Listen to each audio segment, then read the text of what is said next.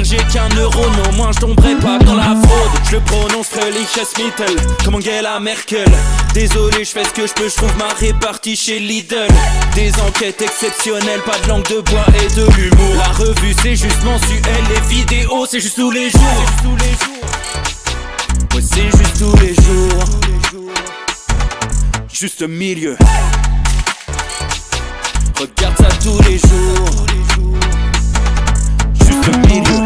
Désolé pour mon manque de répartie. Je sais même pas ce que je débite. C'est dur la géopolitique.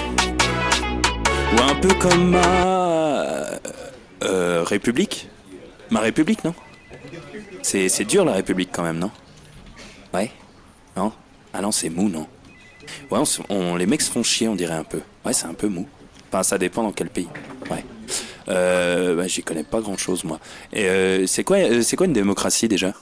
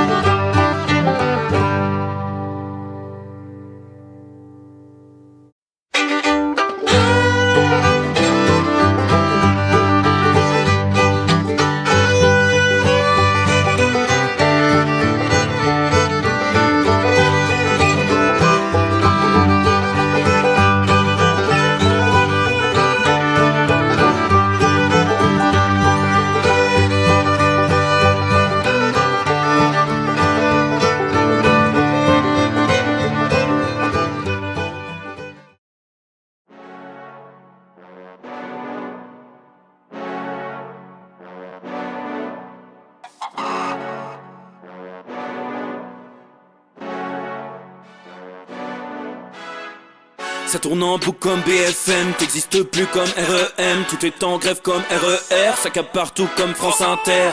Faut pas croire tout ce qu'on dit à la télévision. Merci YouTube pour la liberté d'expression.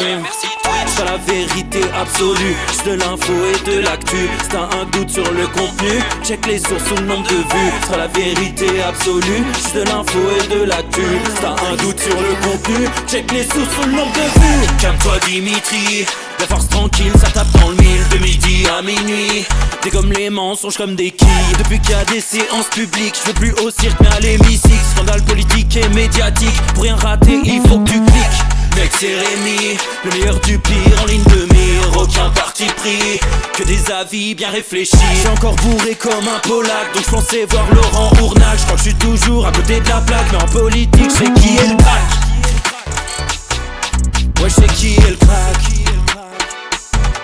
Juste milieu.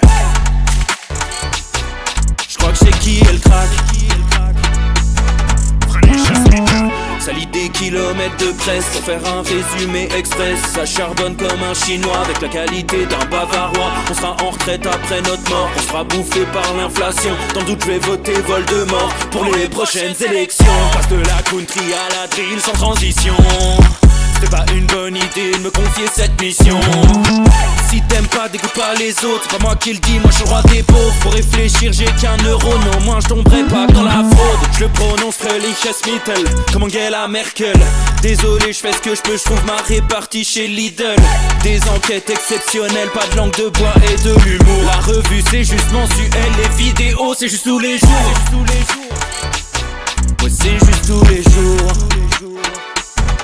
Juste milieu. Regarde ça tous les jours. Juste milieu. Désolé pour mon manque de répartie. Je sais même pas ce que je débite. C'est dur la géopolitique. Ou un peu comme ma... République? Ma République, non? C'est dur la République quand même, non? Ouais? Non? Ah non, c'est mou, non? Ouais, les mecs se font chier, on dirait un peu. Ouais, c'est un peu mou. Enfin, ça dépend dans quel pays. Ouais. Bah, j'y connais pas grand chose, moi. Et c'est quoi une démocratie déjà?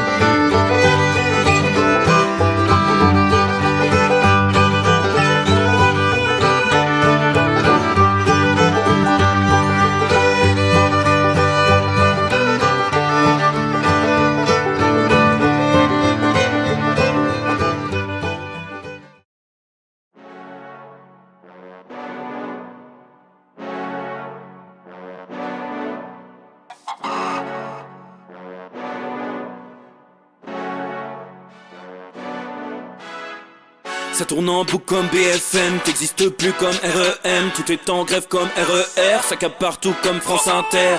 Faut pas croire tout ce qu'on dit à la télévision. Merci YouTube pour la liberté d'expression. C'est pas la vérité absolue, juste de l'info et de l'actu. Si t'as un doute sur le contenu, check les sources ou le nombre de vues. C'est pas la vérité absolue, juste de l'info et de l'actu. Si t'as un doute sur le contenu, check les sources ou le nombre de vues. Calme-toi Dimitri, la force tranquille, ça tape dans le mille. De midi à minuit, dégomme les mensonges comme des quilles. Depuis qu'il y a des séances publiques, je veux plus au cirque mais à l'hémicycle. Scandale politique et médiatique, pour rien rater il faut que tu cliques. Mec c'est Rémi, le meilleur du pire en ligne de mire. Aucun parti pris, que des avis bien réfléchis. J'suis encore bourré comme un Polac, donc j'pensais voir Laurent Ournac. J'crois que j'suis toujours à côté de la plaque, mais en politique j'sais qui est le crack. Ouais j'sais qui est le crack. Juste milieu. J'crois que j'sais qui est le crack.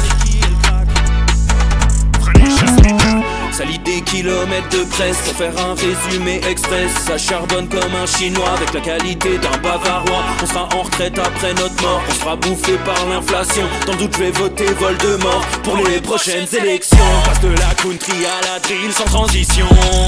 C'était pas une bonne idée de me confier cette mission. Si t'aimes pas, dégoûte pas les autres. C'est pas moi qui le dis, moi je suis le roi des pauvres. Pour réfléchir j'ai qu'un euro, mais au moins je tomberai pas dans la fraude. Je le prononce Friedrich Mittel, comme Angela Merkel. Désolé, je fais ce que je peux, je trouve ma répartie chez Lidl. Des enquêtes exceptionnelles, pas de langue de bois et de l'humour. La revue c'est juste mensuel, les vidéos c'est juste tous les jours. Ouais c'est juste tous les jours. Juste milieu. Regarde ça tous les jours. Juste milieu. Désolé pour mon manque de répartie. Je sais même pas ce que je débite. C'est dur la géopolitique. Ou un peu comme ma République. Ma République, non? C'est dur la République quand même, non? Ouais? Non? Ah non, c'est mou, non? Ouais, les mecs se font chier, on dirait un peu. Ouais, c'est un peu mou. Enfin, ça dépend dans quel pays. Ouais. Bah, j'y connais pas grand chose, moi. Et c'est quoi une démocratie déjà?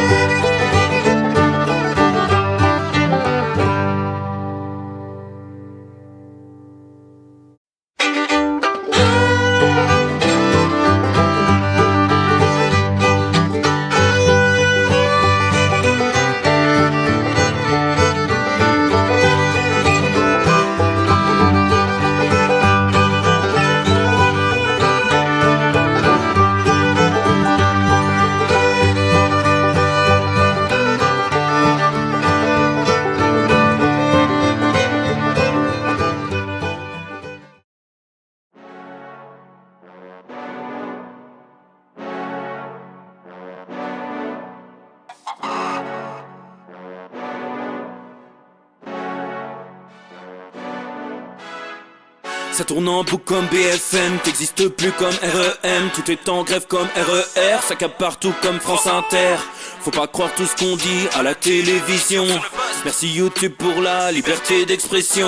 C'est pas la vérité absolue, juste de l'info et de l'actu. Si t'as un doute sur le contenu, check les sources ou le nombre de vues. C'est pas la vérité absolue, juste de l'info et de l'actu. Si t'as un doute sur le contenu, check les sources ou le nombre de vues. Calme-toi Dimitri, la force tranquille, ça tape dans le mille. De midi à minuit, t'es comme les mensonges comme des quilles. Depuis qu'il y a des séances publiques, je veux plus au cirque mais à l'hémicycle.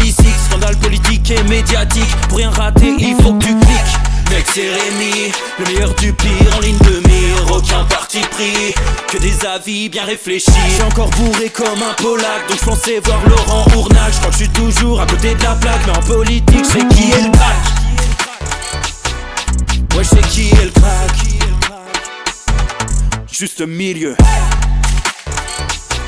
J'crois que c'est qui est le crack. Ça lit des kilomètres de presse pour faire un résumé express. Ça charbonne comme un chinois avec la qualité d'un bavarois. On sera en retraite après notre mort, on sera bouffé par l'inflation. Dans le doute je vais voter Voldemort pour les prochaines élections. Passe de la country à la drill sans transition. C'était pas une bonne idée de me confier cette mission.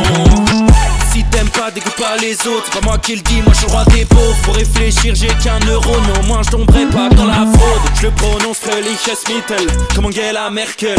Désolé, je fais ce que je peux, je trouve ma répartie chez Lidl. Des enquêtes exceptionnelles, pas de langue de bois et de l'humour. La revue c'est juste mensuel, les vidéos c'est juste tous les jours. Ouais, c'est juste tous les jours. Juste milieu.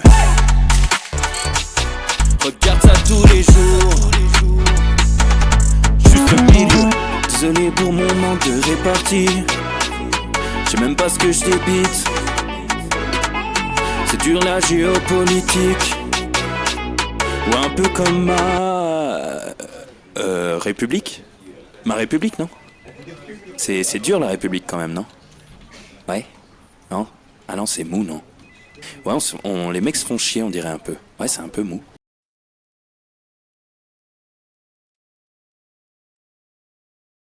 Messieurs, dames, bien le bonjour. J'appuie sur des trucs, je sais pas si ça marche. Est-ce que ça marche? Est-ce que ça marche? Houston à la base. Je suis le premier étonné de ce qui se passe. Bien le bonjour pour cette entrée en matière tout à fait sympatoche. Voilà, j'espère que vous allez bien. J'ai appuyé sur un truc, j'ai même pas fait exprès. C'est extraordinaire. Mon truc, il se pète la gueule, je sais plus comment le mettre, c'est génial. Oh, quel plaisir. Vous êtes au bon endroit. Vous êtes au bon endroit, les amis. J'espère que vous allez bien. J'espère que vous êtes en forme pour cette entrée en matière. J'essaie de caler mon truc parce que ça tient plus, cette merde-là. Ça, c'est à mon avis, c'est du matériel. Ça doit être russe. Hein. Ça tient pas, c'est sûr et certain. Streamlabs, c'est Moscou, ça. Voilà. Bon, bref, on s'en fout. Voilà, les amis, quel plaisir d'être avec vous aujourd'hui pour cette nouvelle émission, les copains. On se régale, on se retrouve avec un thème qui m'est venu il y a 3 minutes. Enfin, il y a 12 minutes techniquement. Aujourd'hui, préparez-vous à ricaner, à vous énerver, à peut-être même insulter des gens sur 3 générations.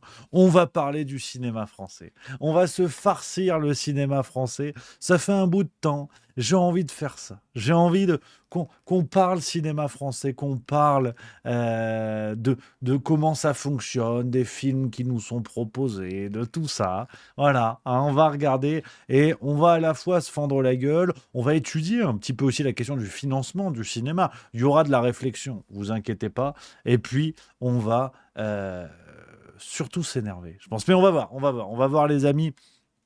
Avant tout, j'espère que vous allez bien, j'espère que vous êtes en pleine forme. On est jeudi et ça fait plaisir. Ça y est, ça commence à sentir un peu la fin de la semaine, donc c'est sympatoche. Et je prends déjà vos petits messages dans le chat, les amis. Il y a Grand-Duc, non, qui dit Massan 3466, qui dit aujourd'hui est un jour triste, Rémi, le god du tennis, Raphaël Nadal, arrête. C'est vrai, c'est l'info qui est tombée, Nadal prend sa retraite. Voilà. Ça valait bien le coup de la repousser à 65 ans. Le mec arrête à, je sais pas, il a 39, 40, quelque chose comme ça. Ah, c'est vrai qu'alors, je suis pas trop tennis, pour papoter un petit peu là-dessus, je suis pas trop tennis, mais c'est vrai que on a eu une chance extraordinaire, j'ai l'impression. Là, j'en appelle aux fans de tennis depuis un bout de temps, mais je crois que la génération Federer, Nadal, Djokovic, on a quand même été gâtés. On a trois mecs qui ont marqué l'histoire du tennis et on les a eus en même temps. Donc c'est assez extraordinaire. Avec ce mystère, quand même. Alors, je ne suis pas un grand spécialiste de tennis, mais je suis le sport avec plaisir. J'aime bien le sport, évidemment. Euh, on a quand même l'impression, et c'est ce qui est bizarre, je trouve, dans le tennis, c'est qu'il y a eu ce duel Nadal-Federer pendant plus de 10 ans, où c'était vraiment le match, le derby entre les deux. Mais on a un Djokovic dans l'ombre. Je trouve qu'il a toujours été un peu dans l'ombre, un peu le mal-aimé. Alors en plus, il y a eu les histoires par rapport au vaccin pendant le Covid, mais je trouve que Djokovic, qui aujourd'hui est en train de surpasser leur palmarès à tous les deux, hein, je crois qu'on est d'accord, sur les titres en Grand Chelem, sur ces questions-là, il est en train de les déboîter.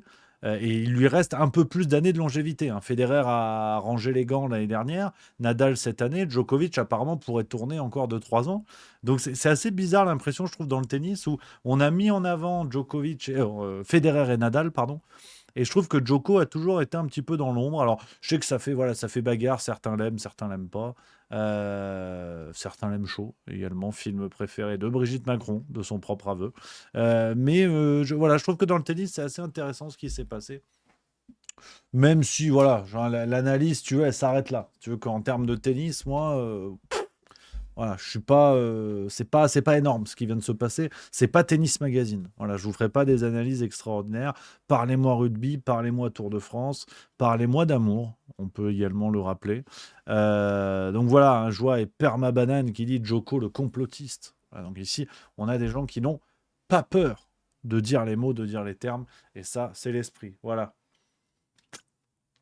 Donc les copains, on est ensemble aujourd'hui, on est ensemble avec bonheur, avec délicatesse pour cette émission remplie de plaisir. Voilà, je suis content d'être avec vous, je suis content oh, de finir la semaine en beauté. Vous le savez, demain, direction Pau. Ouais, je prends l'avion à 8 heures, c'est loin, putain, c'est loin. Faut prendre l'avion, c'est une tannée. Faut se lever à 5 heures du matin. D'habitude, je me lève à 5h15. Là, c'est un quart d'heure, ça change tout. Un quart d'heure, c'est énorme. Donc, surtout avant de dormir. Voilà. Voilà, on est sur la dernière émission de la semaine. Normalement, retour lundi du Juste Bistrot, ça vous le savez. On va voir un petit peu. Parce que faut pareil, c'est lever 4h30, 4 heures pour partir à l'aéroport. Machin. Ça va être une tannée. J'espère quand même avoir l'occasion de croiser François Bayrou, qui, à mon avis, a du temps. Voilà, hein, je pense que c'est peut-être plutôt moi qui devrais regarder mon agenda, parce que vu ce qui branle Bayrou, c'est quand même extraordinaire. Ce haut commissariat au plan, pour papoter, hein, j'ai plusieurs sujets qui me passent par la tête, les amis. On a le temps, on est ensemble jusqu'à 18h, 18h15. Vous savez, hein, François Bayrou, qui a été nommé il y a quelques années en arrière à la tête du Haut Commissariat au Plan, bon, qui est l'équivalent, si vous voulez, en termes d'utilité, d'un puceau dans un gangbang. C'est-à-dire que bon, il a un titre, il y a un titre. Le commissariat, déjà, il est haut. Donc tu te dis, si c'est un haut commissariat, il est en surplomb, il observe le truc. Puis c'est un commissariat. Tu as une étoile de shérif. Il est haut commissaire, Bayrou. Tu as des commissaires. Lui, il est haut commissaire. Donc tu vois déjà, tu sais plus, voilà, hein, commissaire, haut commissaire, mets ton doigt dans mon cul, tu verras commissaire. Donc déjà, c'était assez impressionnant. Mais là, en plus, au commissariat, au plan. Donc il fait des plans. Et là, on va mettre une véranda. Il fait des plans. Il fait des plans. Donc tu vois, déjà, il est haut, il est commissaire et haut plan. Donc c'est chaud. Et bon, moi, je m'étais dit, déjà, c'est drôle. Déjà, il y a une forme de supercherie qui est pas mal. Bon, la carrière de François Bayrou est une supercherie, hein. C'est-à-dire que, on va dire, sur l'échelle de Manuel Valls, qui arrive à 10, hein, 10, c'est t'es tellement nul et rejeté dans ton pays que tu vas à l'étranger, tu vois, à peu près. Bon, ben Valls, il est à 10, tu vois. Bayrou, il est à 9,5, hein. C'est-à-dire que si tu le chauffes un peu, Demain, il va se présenter en Castilla et León. Enfin, je veux dire, c'est une blague. C'est évidemment une blague. Bayrou est une blague. Il est passé par tous les partis politiques. Vraiment, c'est c'est- c'est extraordinaire. C'est étonnant qu'il ne soit jamais allé du côté du RN. Parce que tu vois, en termes d'assistants parlementaires fantômes, ils font les mêmes choses. Donc tu vois, ils ont un point commun. Ils ont un point commun. Et il n'y est pas allé encore. Il n'y est pas allé. Mais pour continuer dans la blague, on a appris. J'en ai parlé dans la Phare Tranquille le mercredi d'ailleurs. On a appris début du mois d'octobre que le Haut Commissariat au Plan allait fusionner. Kamehameha, tu vois, c'est Dragon Ball Z le truc. Ça allait fusionner avec. Et je vous montre un article parce que vous allez vous dire, il pète les plombs, le gros. Non, c'est vrai, regardez, ça c'est Libération. Le Haut Commissariat au Plan fusionné avec France Stratégie. Là, faut qu'on se pose un petit peu quand même. Faut quand même qu'on se pose. Je sais que j'en ai parlé dans la farce tranquille. Il y a peut-être des vrais fidèles, voilà, ceux qui m'aiment vraiment et que j'aime vraiment en retour. Hein, ceux qui n'ont pas vu la farce tranquille, vous êtes, pour moi, vous êtes d'extrême droite. Voilà, hein, ça va très très vite. Euh, j'aime les gens très premier degré. Mon anarchiste héroïde que j'embrasse qui dit non, pas Kamehameha, mais Potala. Alors, si tu veux, j'y connais rien, Dragon Ball Z. Donc, j'ai dit le premier truc qui me passait par la tête dans mon esprit connaissant Dragon Ball Z. Donc, heureusement qu'on a des spécialistes, voilà, très premier degré sur cette histoire. Mais merci pour le rappel. Donc, au commissariat au plan. T'as compris déjà le niveau du truc. Qui fusionne avec France Stratégie. Alors au début, moi, France Stratégie, honnêtement, je pensais que c'était le petit surnom que s'était donné Didier Deschamps et ses adjoints en équipe de France. Tu sais, pour décider alors 4-4-2, le piston, il coulisse. Je suis nul en foot aussi, hein, donc voilà, mais non, en fait, c'est pareil, c'est des gens sérieux qui sont payés par l'État, apparemment, pour avoir des stratégies. Ils font des stratégies. Voilà. Voilà, là, je viens de vous résumer 1 heure de réunion de France Stratégie. Généralement, ça se passe comme ça. Est-ce que quelqu'un dans le chat peut me citer un projet qui est sorti d'un cerveau fécond de quelqu'un de France Stratégie? Voilà. Mais parce qu'ils sont en train d'élaborer une stratégie. C'est pour ça le truc. Ils élaborent. Ils élaborent. Et là, ils vont fusionner avec le Haut Commissariat au Plan. Donc, on va pas faire 3 heures là-dessus. Vous avez compris la supercherie. D'autant plus que pour boucler la boucle, euh, François Bayrou devrait garder la tête de cette escroquerie. Donc, je veux dire, c'est vraiment le parrain, en fait. Le parrain 1, le parrain 2, le parrain 3. Là, c'est Bayrou. Là, c'est François Bayrou. Euh, je pense honnêtement, au point où on en est, où, si vous voulez, il y a un scandale tous les matins. C'est-à-dire qu'aujourd'hui, on en est à un point que tu te lèves le matin, tu dis ah tiens, lui, il a détourné 10 millions. Ah bah tiens, lui, c'est marrant, il a sucé l'avocat.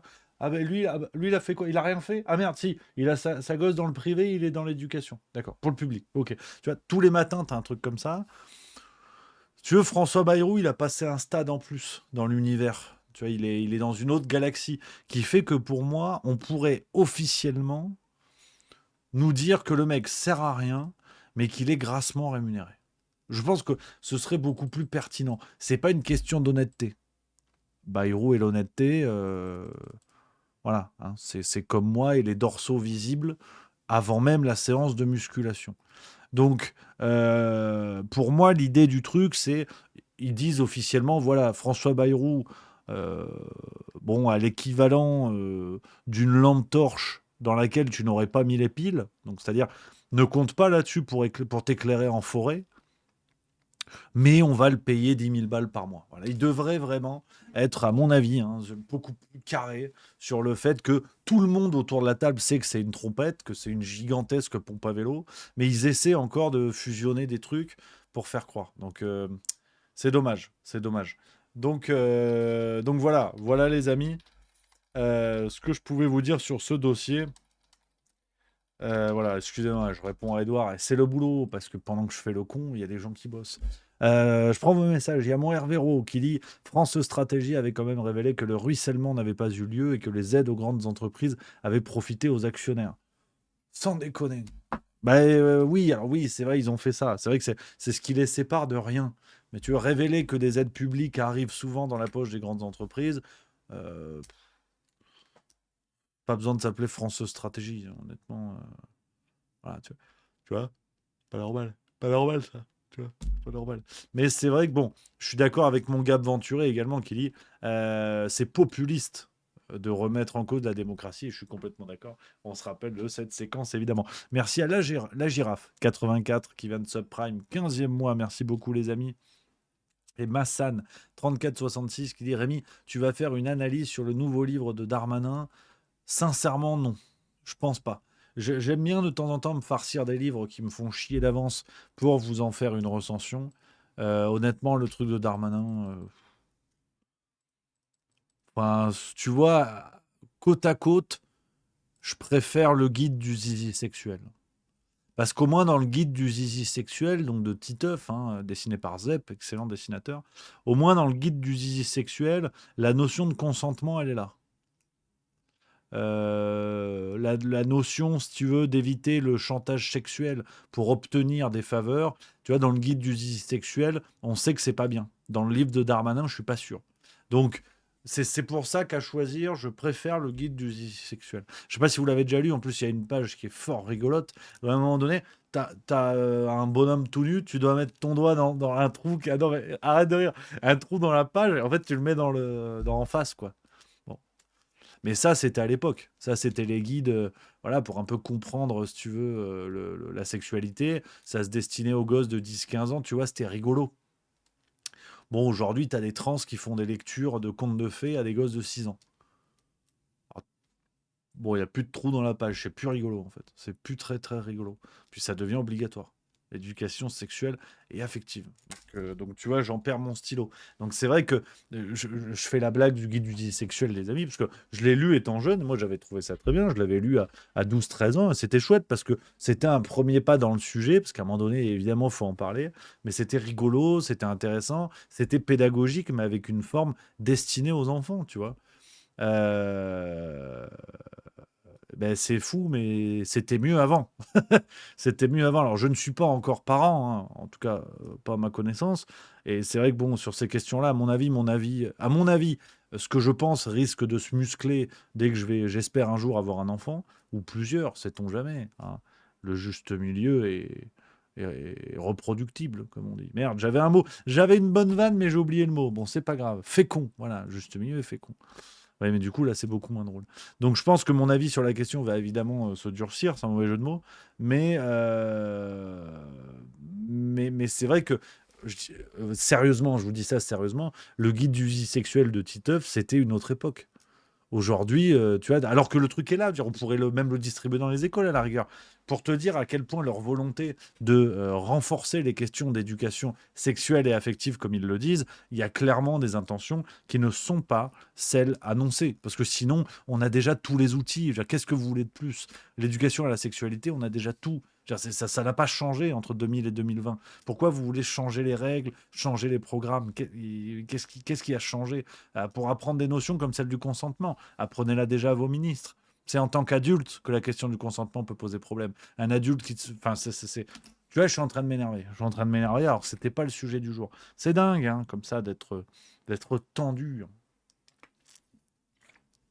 Et c'est vrai, Mister Serizaos 76 qui dit dans le chat, et avant ça, Il était une fois la vie, chef-d'œuvre pour les enfants. Mais absolument, absolument. C'est ce que je trouve vraiment... comment dire euh, ce que je trouve, en fait, pour moi, ce qui démontre la supercherie de la volonté de nos élites de sexualiser l'enfance, c'est de dire il faut renforcer tout ça pour expliquer d'autres notions et tout. Mais non, tout est déjà là. C'est juste que vous voulez mettre vos dingueries pour pervertir les enfants, qu'on soit clair. Aujourd'hui, on va pas tourner autour du pot pendant 2 jours. On en a déjà parlé pas mal de fois. Une lecture, d'ailleurs, non, je dis une lecture de trans, excuse-moi, je dis des bêtises. Une lecture de personne, une lecture d'une drag queen à des enfants de 6 ans, ça n'a aucun sens, c'est tout, point. Il y a pas plus que ça. Genre une drag queen, je trouve ça très bien. Le mouvement artistique est très intéressant. Dans les cabarets, c'est super et j'irai voir volontiers. Mais les parents qui envoient leur enfant de 6 ans écouter une lecture de contes pour enfants par un drag queen, bah, tant pis pour eux, mais qu'on leur enlève leurs enfants. Genre, qu'est-ce que ça fout là? Qu'est-ce que ça n'a pas de rapport. Je veux dire, arrêtons de tourner autour du pot, arrêtons d'avoir peur d'une censure qui est une censure populaire. La loi ne m'interdit pas de dire ce que je vous dis là. Ce qui pourrait me l'interdire, c'est le retour de bâton sur Twitter de ah ouais, Rémi, en fait, anti-LGBT, anti je sais pas quoi. Mais je m'en branle, pour le dire très franchement, j'en ai rien à cirer. Je veux dire, ça n'est pas normal, point. Pas le fait d'être drag queen, artistiquement, je trouve ça très bien. Mais pourquoi aller faire des lectures aux gosses?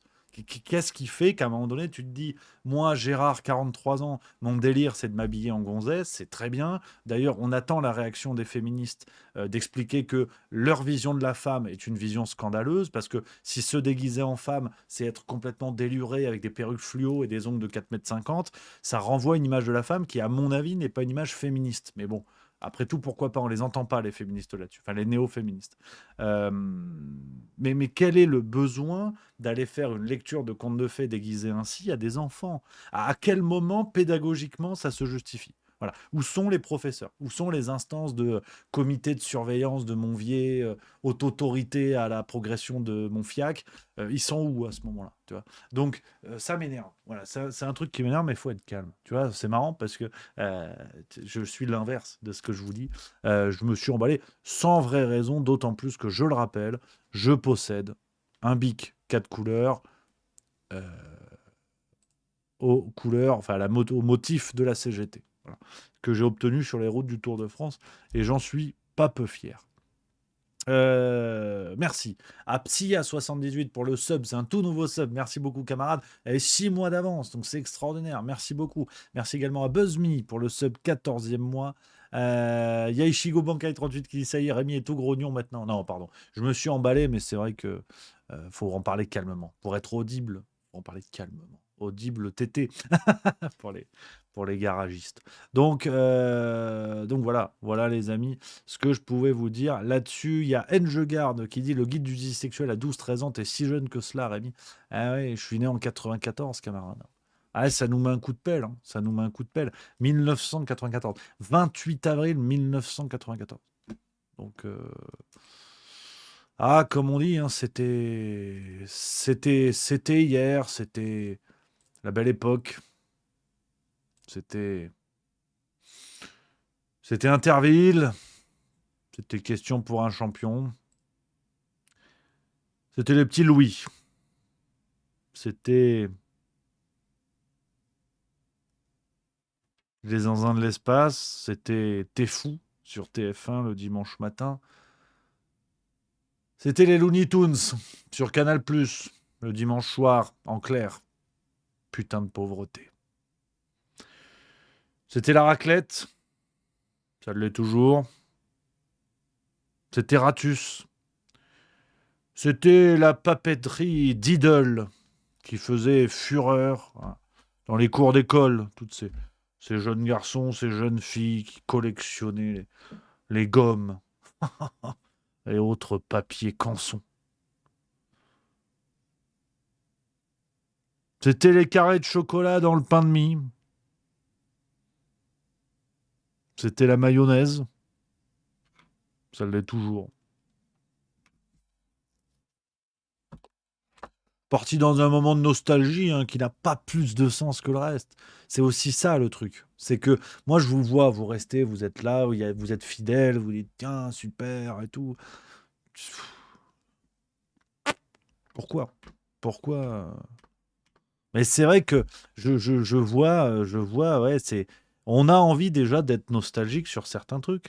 Je veux dire, c'était quand même la bonne époque. L'odeur l'odeur de la trousse quand tu l'ouvrais à la rentrée à l'école. Collège, je me rappelle surtout collège. Primaire, j'avais 6-7 mois, j'étais un génie. Donc voilà, collège, tu t'ouvres et là, tu as tous tes crayons tout neufs. Alors évidemment, 6 mois plus tard, ta trousse, c'est l'Ukraine, hein. Mais au début, c'est stylé. Tu vois, ton cahier, il est tout neuf. Super conquérant ou je sais pas quoi. Ça, c'était bien. Ça, c'était la belle époque, hein. Moi, par moment, j'aimerais bien retourner à l'école. Franchement, la rigueur intellectuelle de l'école, tu vois. Alors, ça casse les couilles, hein. Quand tu es dedans, s'il y a des jeunes qui nous écoutent, effectivement, je suis d'accord avec vous. Madame Chomblard et son contrôle d'histoire géo, à un moment donné, on a quand même envie de l'inviter à aller se faire voir. Voilà, tu vois, faut être poli, parce que là, je m'adresse aux jeunes. Mais en même temps, je vous assure que dans 10 ans, quand vous serez sorti de tout ça, vous vous direz, ouais, putain, c'était quand même bien. Tu vois, t'es dans un truc, tu te lèves, boum, t'apprends, ok, 1515, 8 plus 4. Bon, bah voilà, t'avances, quoi. Là, maintenant, tu es au boulot. Bon, bah, Patrick a la machine à café qui te casse les couilles tous les dimanches matins. Enfin, pas les dimanches, je travaille pas le dimanche. Tous les lundis matins, parce que son équipe de foot, elle a perdu. Alors que toi, t'en as rien à foutre. Je veux dire, oui, bah, t'es pour Toulouse, Patrick. Qu'est-ce que tu veux que je te dise? Je m'en fous, Patrick. Bah, ça, c'est chiant. Ça, maintenant, c'est chiant. Et Patrick, il est toujours là. Je veux dire, il peut pas sauter une classe. À la fin de l'année, Patrick, il change pas de service, tu vois. Au mieux, il pourrait être viré, mais c'est pas toi qui décide. Donc, c'était la belle époque, hein. Moi, j'ai bien aimé, hein. Franchement, j'étais le cancre, mais qui avait des notes suffisamment bien pour pas se faire engueuler. Je sais pas si on a des enseignants, et merci à vous, les amis. Un bisou à nos amis enseignants, évidemment. Mais je pense que j'étais l'élève peut-être pénible pour les enseignants, à savoir le connard qui faisait des blagues, mais qui avait, tu vois, 13-14 de moyenne. C'est-à-dire, tu joues quatrième, cinquième meilleur de la classe, tu vois. Tu joues l'Europa League. C'est-à-dire que on ne te verra jamais en Ligue des Champions, mais on sait que la relégation, c'est pas ton souci numéro un. Et j'ai toujours été cet élève-là. Mais vraiment, de la primaire en école de commerce. Bon, en école de commerce, c'est quand même, vous voyez. C'est-à-dire que j'avais déjà un côté showbiz où je me disais, tiens, j'espère qu'ils vont être contents de me voir parce que ça va pas être tout le temps. Donc c'est vrai que je suis arrivé en école de commerce, 3 ans de prépa. Et tu arrives en école de commerce, on te dit, bon, ils font pas l'appel à tous les cours, il y a des trucs, tu pointes, je veux dire, tu dis que tu es là ou pas, et ils s'en foutent, en fait, c'est ton problème, tu deviens un adulte, donc tu viens pas. Ah bah, il fallait pas me le dire 2 fois, hein. La première personne qui m'a dit ça, elle a même pas fini sa phrase que j'étais déjà plus là. Il, il est où? Mais voilà. Et j'avais pas pointé à ce qu'elle me disait, donc j'avais rien à voir avec ça, hein. Mais c'est vrai que c'est, c'est, euh, non, c'était la belle époque, hein. C'était la belle époque. Je suis parti très clairement sur des souvenirs, hein. Je vous raconte des choses et je suppose allègrement que vous en avez rien à foutre. Mais c'est l'esprit. Genre, par moment, j'ai envie de partager des trucs avec vous, qu'on fasse connaissance, tu vois. Tu vois, sur la route des vacances, c'était rire et chanson avec mes parents. Donc, il y a un lien. Il y a un lien. Ça, c'était les bons souvenirs aussi. Ça, c'était les bons souvenirs. C'est la belle époque. Il y a mon Karim CHU de Pierre que j'embrasse qui dit: Et tu sortais où à Strasbourg? Parce que, effectivement, j'étais en classe prépa à Strasbourg, classe préparatoire à Strasbourg. Je fais 3 ans là-bas au lycée René Cassin. Donc, normalement, ils doivent mettre une stèle. J'attends. Voilà. Pour l'instant, ils ont mis une stella. Ils ont juste posé une canette de bière. Et normalement, je leur ai demandé de mettre une stèle en hommage. Bon, ils m'ont dit va te faire foutre. Peut-être qu'en alsacien, ça veut dire le mois prochain, je sais pas. Et c'est vrai que je sortais à Strasbourg. Je sortais pas beaucoup parce que bon, j'avais quand même. Ouais, je suis arrivé à 18 ans. Je fais de ça de 18 à 21 ans. Et on sortait pas souvent parce que la prépa, c'est quand même un gros rythme. J'étais en prépa ESC. Donc c'est économique non, EST, économique et social, voie technologique. Parce qu'au départ, j'ai un bac pro, moi. Là, vous vous dites, mon Dieu, ce mec-là, intellectuellement, il est imprenable. Pourquoi l'Académie française ne lui ouvre pas ses portes? Au départ, j'ai un bac pro commerce. Et c'est tout ce que je vous dis est vrai. Là, on est parti sur un moment confession intime. Quand vous n'en avez plus rien à foutre, dites-le moi dans le chat parce que je suppose que ça intéresse pas tout le monde, mais bon, on n'est pas obligé de parler que des autres trucs, hein. À un moment donné, je peux aussi me regarder le nombril. Euh, j'ai fait un bac pro commerce au départ. Et c'est pour ça que je suis arrivé dans cette classe prépa de Strasbourg, parce que j'ai fait mon bac pro à Nîmes. Je suis arrivé dans cette classe prépa de Strasbourg parce que il y en a que 2 en France. Enfin, à ce moment-là, il y en avait que 2 qui existaient, qui étaient spécialement destinés aux bacheliers pro. Parce que le problème, c'est que bon, quand tu sors de bac pro commerce, niveau philo, maths, par exemple, t'es une trompette. Donc, il fallait nous remettre à niveau. Et on avait un an en plus. Et c'est pour ça que je suis parti à Strasbourg. Donc, du coup, c'était quand même un gros rythme. Et je sortais, on allait au brasseur. On faisait souvent des anniversaires et tout au brasseur qui a après un petit pont là, c'est vers la cathédrale, pas trop loin de la cathédrale. C'était sympa parce qu'ils ont une cave au sous-sol. On faisait des soirées avec palmade. Non, ça c'est pas vrai.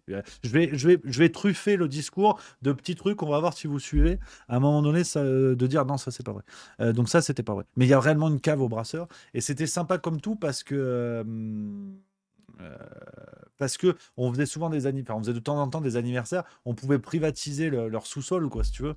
Et c'était bien parce que c'était pas très cher. Donc nous, en tant qu'étudiants sans le sou, Montmartre en ce temps-là, accrochait ses lilas jusque sous nos fenêtres, et si l'humble garni qui nous servait de nid ne payait pas de mine, c'est là qu'on s'est connus, toi qui criais famine et moi qui posais nu.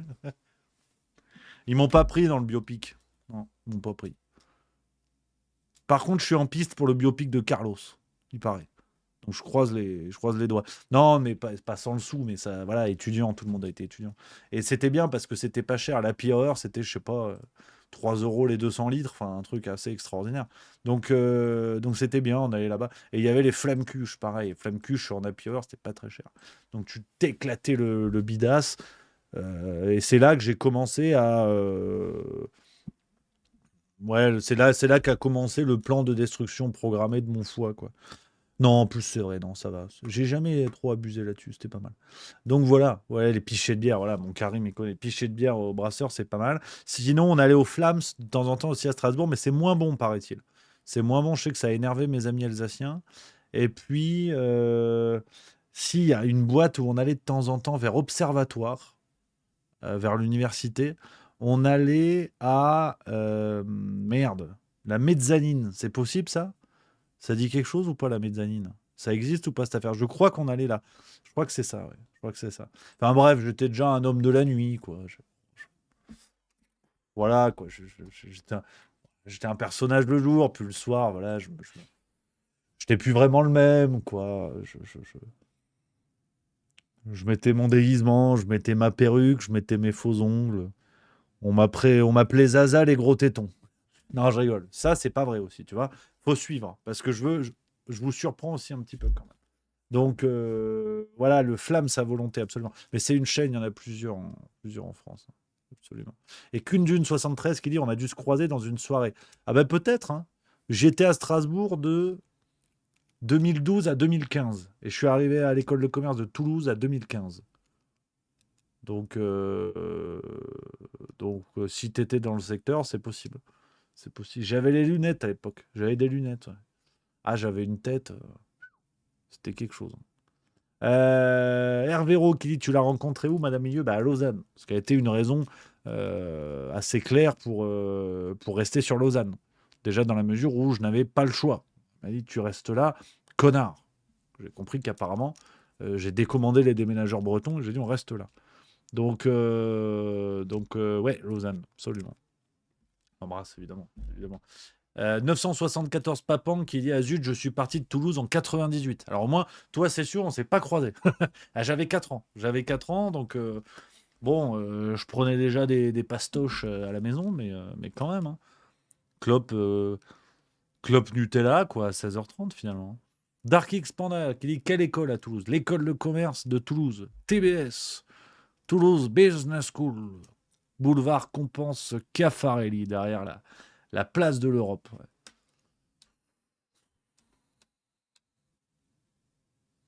Oui, oui. Un jour, je vous ferai une émission sur les écoles de commerce, si vous voulez. Mais on va aller vers notre sujet du jour. On va aller vers notre sujet du jour quand même, parce qu'on avance. Mais mes conneries, ça, voilà, il est 17h et on n'est pas dans le thème. Toujours pas dans le thème, les amis. Donc on va y aller. On va y aller. Hervéro qui dit: Au fait, le dernier Branco, tu l'as lu? Absolument. Regarde, il est sur mon bureau, j'ai fini de le lire. Et on va en parler. On va en parler de Juan Branco. J'ai une petite surprise pour vous. On en reparlera la semaine prochaine. Voilà, je peux rien vous dire pour l'instant. On en parlera la semaine prochaine. Alors, les copains. Les copains, on va vers le thème du jour. J'avais envie de me marrer avec vous. J'avais envie de à la fois me marrer, mais aussi quand même poser quelques petites réflexions sur un sujet qui revient de temps en temps. Le cinéma français. Parce que on dit souvent: oui, ça se pète la gueule, moi je vais plus au cinoche et tout. Mais vous savez, là, une des logiques que j'aime bien du côté de chez Juste Milieu, c'est quand on critique quelque chose, il faut le connaître pour mieux s'en défendre et pour mieux l'éloigner.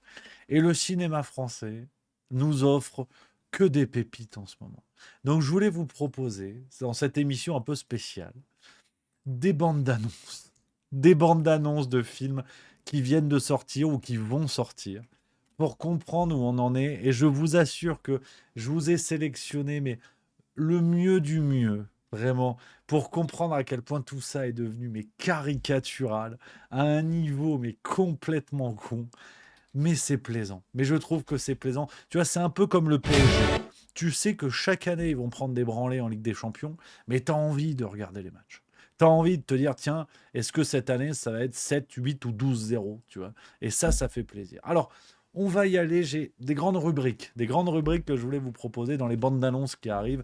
Et bien sûr, il y aura un petit peu d'analyse. On va questionner les méthodes de financement du cinéma. À la fin, je viendrai.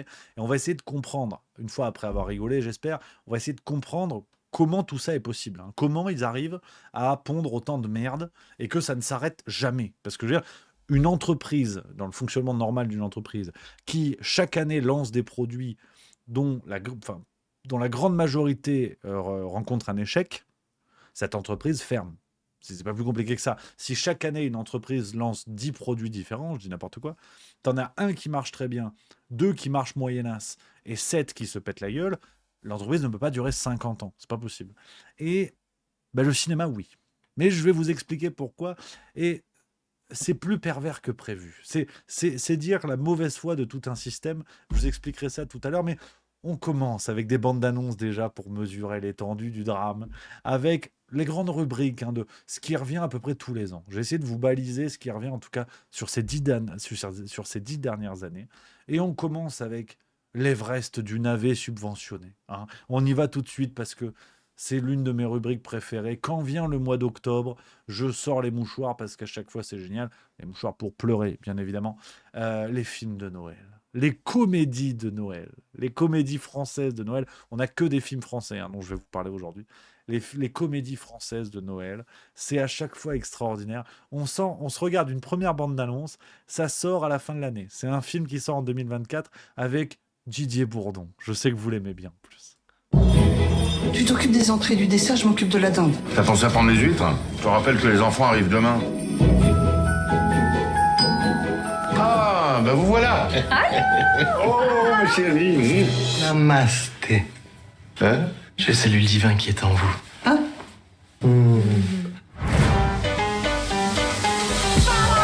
On pourrait éclairer un village d'Afrique pendant un an. Moi, je sais pas si j'ai bien fait d'assister pour qu'ils viennent. Vous aimeriez, vous, qu'on vous mange le foie à Noël?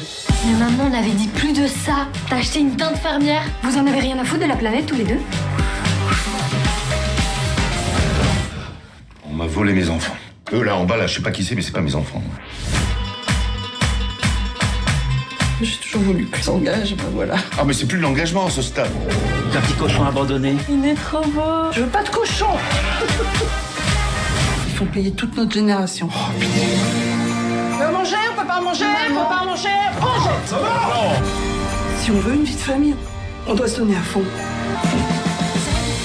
Bon, et si on ouvrait les cadeaux maintenant? Tu touches à mon bec, je te pète ta gueule. Bûche, tout le monde en veut, hein. Pas d'animaux morts dedans.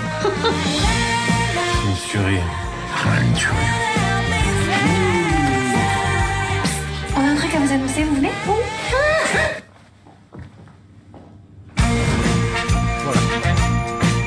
Et ça s'appelle un Noël en famille. Parce que la grande spécialité des comédies françaises de Noël, c'est qu'il y a le petit questionnement sociétal. Je veux dire, tu sors de ça, tu votes Sandrine Rousseau. Parce que tu as une prise de conscience.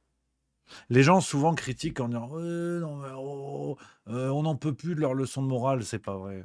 90% des spectateurs, en dehors de tous les pro-Poutine qui pensent que ces leçons de morale ne servent à rien, 90% des gens sortent de là en disant merde, j'ai un slip en fourrure, il se l'arrache comme ça en disant sus à l'exploitation animale, terminez le poil de belette sur mon fion.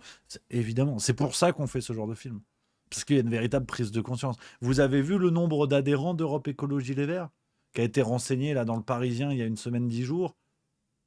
15 000. Ou 16 000 adhérents. Allez, je te prends 16 000, c'est cadeau, c'est pour moi. 16 000 adhérents. Et ben voilà. Parce que au départ, ils étaient 8. Et là, il y a un Noël en famille qui sort. Boum, 15 000. Parce que les gens disent, putain, mais ouais. Je rêve d'avoir un gendre qui vote Sandrine Rousseau et où on peut rien bouffer, où il t'explique que ouais non, on va pas boire de l'eau parce que les tuyaux d'eau, ils ont souffert. Ah, t'as raison, putain. Et donc c'est ça le truc. C'est ça qui est important. C'est ça qui est très important. Alors, c'est vrai que autre réflexion sur cette bande d'annonces, c'est qu'il y a aussi l'histoire de Didier Bourdon. Est-il en train de devenir le nouveau Christian Clavier? Il est partout, le gars. Il est partout. Alors, vous le savez, je sais que pendant le Covid, ça avait fait débat. On en avait beaucoup parlé de Didier Bourdon parce que il y a eu ses propos, hein, son fils qui bosse chez Pfizer, ses propos de dire que c'était quoi l'histoire que même si les vaccinés mouraient, même si le vaccin faisait mourir, il préférait mourir que rester avec des cons non vaccinés. Enfin, un truc évidemment aberrant. Et je vous redis ce que j'avais dit déjà à l'époque sur cette question-là. Pour moi, les propos de Didier Bourdon sont les propos d'un connard. Hein, évidemment, sont des propos profondément imbéciles. Alors, on va pas faire d'attaque ad hominem. Sont des propos imbéciles. Mais très franchement, je ne peux pas, je refuse l'idée du boycott des inconnus. Déjà, à la fois parce que pour moi, c'est cet éternel débat de la séparation de l'artiste et des propos que la personnalité médiatique peut tenir. On pourrait faire une émission aussi là-dessus. Mais c'est surtout parce que très, très honnêtement, ce serait me dédire. J'aime tellement les inconnus, j'aime tellement ce qu'ils ont fait que, en vérité, le seul gros regret que j'ai par rapport aux positions d'aujourd'hui de Didier Bourdon, qui en vérité n'a lui-même plus de lien avec les inconnus. Il en a fait partie. Il a été l'un des membres des inconnus. Mais aujourd'hui, tout ça est du passé. Tu vois, Didier Bourdon, il est Didier Bourdon. Avec les inconnus, bon, au mieux, ils ont tenté le retour des trois frères, c'était nul. Ils ont tenté l'émission pour TF1 avec des remakes à la con, c'était nul. Donc pour moi, même Didier Bourdon lui-même n'a plus vraiment le lien avec les inconnus. C'est du passé, si vous voulez. C'est un peu comme Omar et Fred, quoi. Genre, chacun a fait sa carrière. Omar Sy fait son truc. Il défend la France et le droit des immigrants en France en vivant à Los Angeles. Enfin voilà. Martin Luther King, tu peux remettre ton slip. Et Fred Testo, pareil, il fait autre chose, donc ça n'a plus rien à voir. Donc, je trouve que là, à la fois, je trouve que la question du boycott des inconnus par rapport à Didier Bourdon, pour moi, n'est pas pertinente, n'est pas intéressante, mais surtout, j'y arrive pas. Pour moi, ils sont trop. Les inconnus, c'est tellement dans mes références humoristiques, tellement ce que j'aime. Ils étaient tellement pertinents à l'époque dans ce qu'ils faisaient. J'aurais tellement aimé que les inconnus soient là, mais vraiment là, pas reconstitués aujourd'hui avec des regards peut-être plus polissés. J'aurais tellement aimé qu'ils soient là par rapport au Covid, par rapport à ce qu'on vit aujourd'hui. Il y avait une vraie critique sociale chez les inconnus. Les Raptous, par exemple, le sketch des Raptous, il est balèze. Aujourd'hui, on ne le ferait pas, personne ne le ferait. Donc, il y avait un truc qui était vraiment fort. C'était quoi l'émission ils avaient parodié La carte au trésor ou quelque chose comme ça en tournant dans Barbès, quoi. T'as des trucs, ils se feraient déchirer aujourd'hui. Et je trouve qu'il y avait vraiment un propos social dans pas mal de choses des inconnus. C'était vraiment bien, vraiment super. Donc voilà, pour moi, Bourdon, c'est un peu dissocié de tout ça. Et il a des propos de pompe à vélo.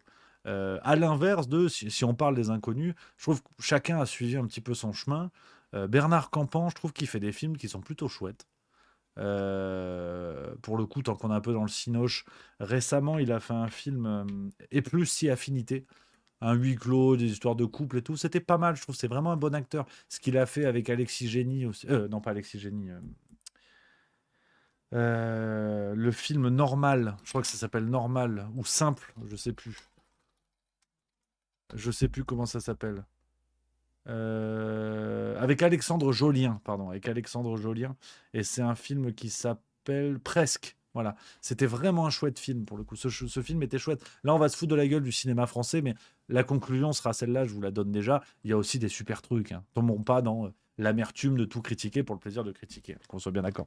Mais Bernard Campan, j'aime beaucoup. Et Pascal Légitimus, qui est peut-être un peu plus discret, mais qui a eu des positions qui étaient peut-être plus courageuses que ses deux collègues. Et Pascal Légitimus aussi, j'aime beaucoup dans son registre, dans son style. Je le trouve vraiment chouettos. Alors, on revient à nos histoires de comédie française sur Noël. Une qui était sortie l'année dernière. Noël joyeux avec Franck Dubosc. C'est encore du miel. Vous arrivez à quelle heure, les chéris? Cyril t'a pas prévenu? On part pour l'île Maurice, il nous a fait une surprise. Quel salaud. Eh ben moi, ça me plaît d'être que tous les deux. Chérie, Noël n'est pas là pour être romantique. Noël, c'est la fête de la famille. Beaucoup de gens sont isolés le soir de Noël, alors pourquoi ne pas inviter chez vous une personne seule? Pourquoi tu veux inviter un vieux chez nous? Recevoir quelqu'un qui a plus de famille, c'est une qualité, non? Choisis bien notre invité. Il est venu me chercher. J'ai pas la SPA récupérer un chien. Mamie? Ah bah, Je vous présente Monique. Monsieur Vincent, on peut emmener Jeanne avec vous. Vous êtes? morte de froid. On en a 2 pour le prix d'une. C'est Black Friday à l'EHPAD. Ça pue le poisson. C'est du bar à la truffe. Ça fait pas très Noël. Je prendrais bien la petite sœur, moi. Je vois bien un bonsaï qui clignote, mais je vois pas de sapin. Y a pas plus grand. Et au deuxième, y a pas plus grand. Je vais la buter, je sens que je vais la buter. Qu'est-ce qui vous ferait plaisir? Un massage des pieds. Oh, c'est du rhum. Et Monique, c'est du parfum. J'en peux plus de Noël. Je vous en supplie, il faut arrêter là. On est des gens bien, Béatrice. Des gens bien. Je vais garder un souvenir unique de ce Noël. On passe au cadeau. Honneur aux plus jeunes, à vous Vincent. Non, c'est Béatrice, la cadette. J'aurais pas dit. Non, mais c'est normal. 3 accouchements, ça marque. Voilà.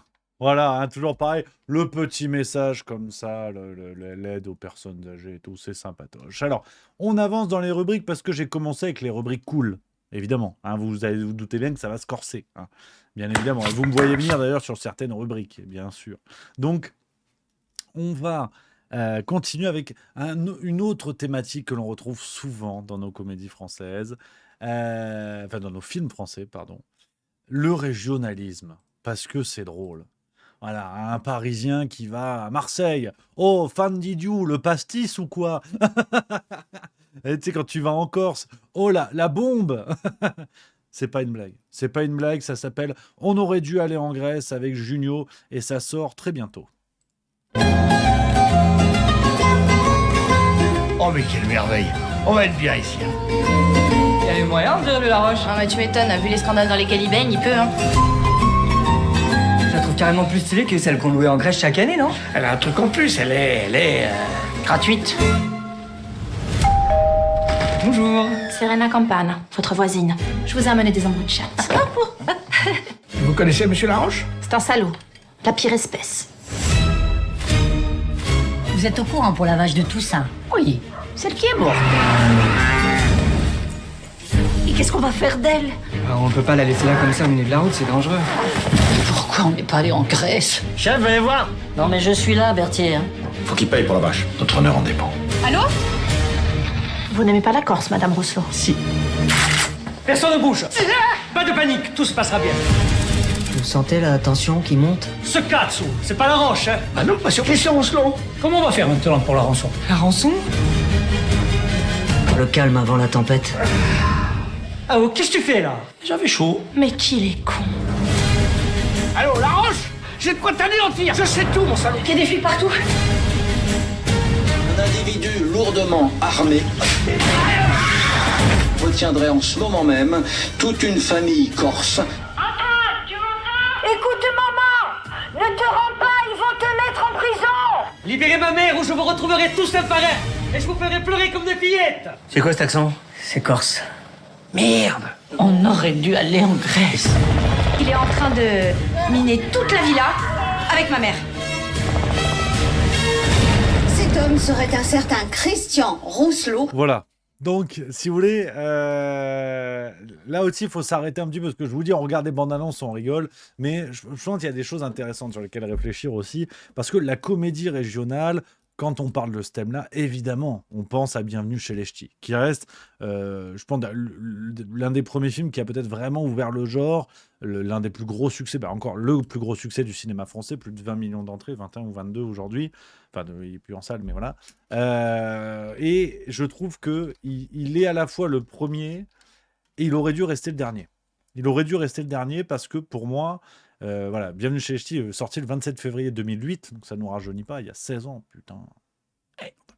Je trouve que c'est le sommet du genre. Alors, d'un genre comique, que l'on peut aimer ou pas, mais j'adore Bienvenue chez les Ch'tis. à la fois pour le film, mais à la fois pour l'origine du film. Dans la mesure où Danny Boone fait carrière sur ça, il est connu comme ça, il arrive à percer dans le milieu de l'humour, un milieu qui est complètement différent d'aujourd'hui. On n'a pas les comedy clubs, on n'a pas tout ça.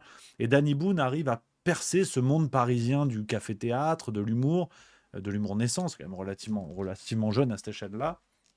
Et Danny Boone arrive et il incarne, si vous voulez, la région qui monte à Paris. Il incarne ce mec qui n'est pas de ce milieu-là, qui n'est pas de Paris et qui va percer un milieu réputé pour être très parisien. Et donc, Bienvenue chez les Ch'tis, c'est un peu l'accomplissement de tout ça. C'est une idée qui va se traduire dans un film qui est Bienvenue chez les Ch'tis. Que l'on peut aimer ou pas, il n'y a pas de problème. Qui peut nous faire marrer ou pas. Là, après, c'est subjectif. Hein. Je vous parle, ce qui me plaît beaucoup, c'est un peu la genèse du film, l'idée du film. Après, je comprends tout à fait que certains n'aiment pas. Mais je trouve qu'il a une vraie cohérence, il a un sens par rapport à la carrière de Danny Boone. Et je pense qu'on ne fait pas 20 millions d'entrées par hasard. Ce qui ne rend pas le film génial. Hein. C'est pas parce qu'on fait beaucoup d'entrées que c'est super, mais je pense que il y a deux lectures. On y reviendra à la fin de la vidéo. On dit souvent, ouais, mais c'est pas parce que ça fait des ventes, c'est pas parce que ça fait des entrées que c'est forcément bien. Et effectivement. Mais je crois que Bienvenue chez les Ch'tis tord le coup à cet argument-là parce que même si, par exemple, les super productions Marvel font beaucoup d'entrées sans que les films en eux-mêmes soient très pertinents ou très intéressants ou quoi que ce soit, il y a un côté industriel de la production qui fait que c'est pas forcément le nombre d'entrées qui est gage de qualité. Avec Bienvenue chez les Ch'tis, je trouve que c'est un film qui a parlé on a un film qui a parlé à la majorité de la France. 20 millions d'entrées, c'est immense. Et c'est un film qui était bienvenu, qui venait poser des questions avec beaucoup de tendresse. Je veux dire, à aucun moment on se moque des gens. Et on est surtout dans une époque où il y a beaucoup moins d'hystérie qu'aujourd'hui. C'est pour ça que je voulais revenir sur Bienvenue chez les Ch'tis, si vous voulez, les amis, sur le fait qu'il a ouvert vraiment le genre à cette échelle-là. Pour moi, c'est un film qui a du sens et que un tel succès n'est pas juste lié au côté il a eu une bonne promo chez Arthur. C'est pas vrai.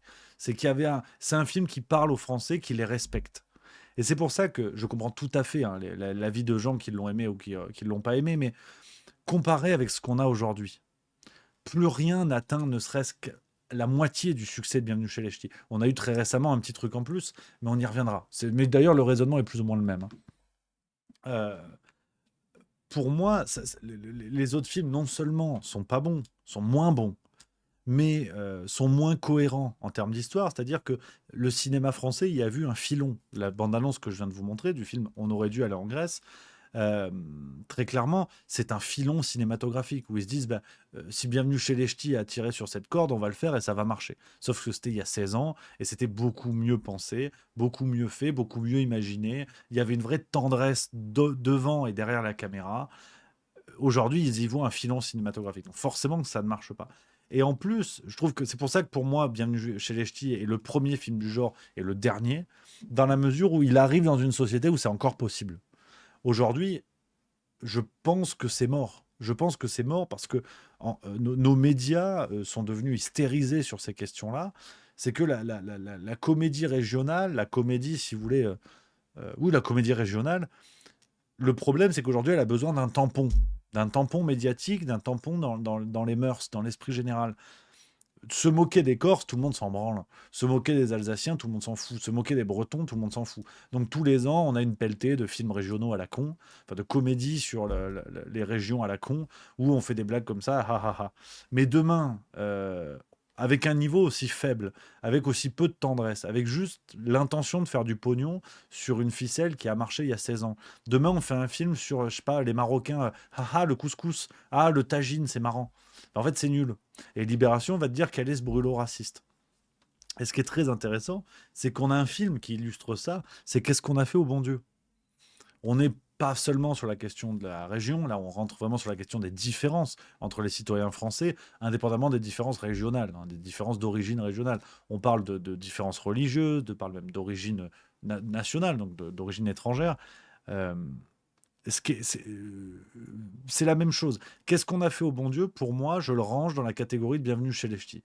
C'est-à-dire que c'est un film qui a l'intelligence d'arriver au bon moment et qui oblige, si vous voulez, un système a fermé sa gueule, parce que qu'est-ce qu'on a fait au bon Dieu à pareil, dans le top 10 des films qui ont fait le plus d'entrées dans l'histoire du cinéma français. Donc, si vous voulez, il y a un succès qui dépasse l'opportunité, on va dire. Il y a un succès qui dit à ce système qui a voulu qui a voulu déchirer le film, pardon, qui dit, en fait, on n'a pas besoin de vous, on vous emmerde. Et les Français ont envie de voir ce genre de film. Et c'est un film qui illustre parfaitement ce que je vous dis, c'est-à-dire... on peut se moquer des Alsaciens, on peut se moquer des chrétiens, on peut se moquer de ce qu'on veut, mais à un moment donné, Libération, je caricature, c'est Libération et d'autres médias évidemment, mais Libération ne va pas mettre le tampon. Il va dire, là non, en fait on estime que là c'est raciste. En fait, pourquoi ? C'est le même ressort, c'est tout pareil. Pourquoi quand c'est les Corses, il n'y a pas Libération qui va dire, je suis désolé, c'est corsophobe, tu vois, personne ne fait ça. Donc, je trouve que ces films-là, je les aime beaucoup parce qu'ils viennent créer une rupture dans le cinéma et ils montrent un peu toute la supercherie du système du cinéma en France. Cette notion de tampon, où aujourd'hui, voilà, ce que je vous explique, une comédie où on va jouer sur les clichés des Juifs, par exemple, ça va être très mal vu par la presse. Si on joue sur les clichés des Marocains, des Africains, tout ce qu'on veut, tu vois. Qu'est-ce qu'on a fait au bon Dieu ? Pour moi, le fait de manière très intelligente, avec un truc bien écrit, bien pensé. Tout le monde en prend pour son grade. Donc, celui qui critique, c'est celui qui est forcément de mauvaise foi. Et c'est ce qui s'est passé. Et aujourd'hui, on a juste droit à des trucs faiblards, si tu veux, comme ce qu'on vient de voir là. Voilà, tu vas te foutre de la gueule des Corses, tu prends pas de risque, en fait. Il n'y a pas d'intelligence. Ce sont des films feignants. Pareil pour les Portugais, voilà. Alors, et encore, avec Jal, un humoriste super qui, pour le coup, a beaucoup fait de sketchs autour de la communauté portugaise et qui, sauf erreur, plutôt bien apprécié et que ça a toujours été plutôt bien reçu. Là, il y a une exploitation cinématographique qui est un peu problématique. Mais je trouve que ce qui nuit aussi au cinéma, paradoxalement, ce sont nos médias qui donnent ou pas le tampon à certaines thématiques, à certains traitements, ce qui fait que, et on va en parler, mécaniquement, on a tout le temps la même chose. Parce qu'il n'y a plus de prise de risque. Les gens, les réalisateurs, les scénaristes ont besoin de pognon, ont besoin de subventions. Donc, il n'y a aucune prise de risque. Si tu prends une critique dans Libération, t'es foutu. Donc, voilà pourquoi on se retrouve avec ce genre de daubasse aujourd'hui, où il n'y a aucune inventivité, il n'y a aucune prise de risque. C'est tout con à dire, mais Rabbi Jacob, aujourd'hui, ça n'existe pas. C'est pas possible, en fait. Ça ne tient pas. Et ça et d'autres films. Donc, je trouve ça assez scandaleux. Mais... pour continuer, parce que là, on va y aller plein badin. On va essayer de creuser aussi le fait que, merci à Nesplis pour le sub 19e mois, merci beaucoup. On va creuser aussi l'aspect du cinéma français comme miroir des fantasmes de nos élites. Vous allez voir un petit peu l'idée. C'est un film qui s'appelle Ténor, avec Michel Larocque. Et je voulais commencer avec cette bande-annonce-là pour illustrer ce que je vous dis. Le cinéma comme miroir des fantasmes de nos élites, des idées politiques de nos élites. Et ça devient caricatural, mais à en crever. Mais il y a moyen de rigoler. Il y a moyen de ricaner. Regardez-moi un petit peu cette bande-annonce. Commande pour Joséphine Ojewski. C'est pour elle, merci Philippe. Tu peux y aller. C'est bon, Sushi. Je crois que c'est pas ta place ici. Madame, bravo, un lourd. Vous êtes chaud ou pas? Quoi? Tu fais quoi ici? Je suis en train de gratter un texte, quoi. Je fais du rap. Allez, fais-nous plaisir. Rentre dans ton quartier de merde. Vous pourriez me communiquer les coordonnées de la personne qui a effectué cette livraison. Ça vous dirait un petit exercice de chant? C'est quoi l'embrouille, en fait? Vous êtes abachi. On peut pas chanter abachi. C'est bien. Je me sens un peu teubé, là, en fait. Il est hors de question que cet énergumène intègre l'atelier. Mon métier, c'est de recruter les meilleurs. Qu'est-ce que tu fais là? Je suis ce qu'on appelle la discrimination positive. Tu connais, non? Oh, ce beau gosse, il va où, là? Je rêve où il a mis du parfum. Je vois quel? Alors, vous vous rendez compte de la différence? Là, c'est ouf. C'est ça. C'est le mot que je cherchais. C'est ouf.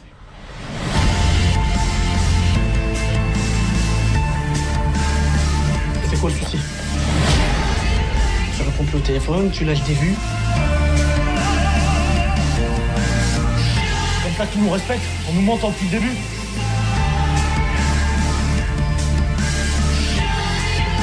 Vous avez cette étincelle essentielle.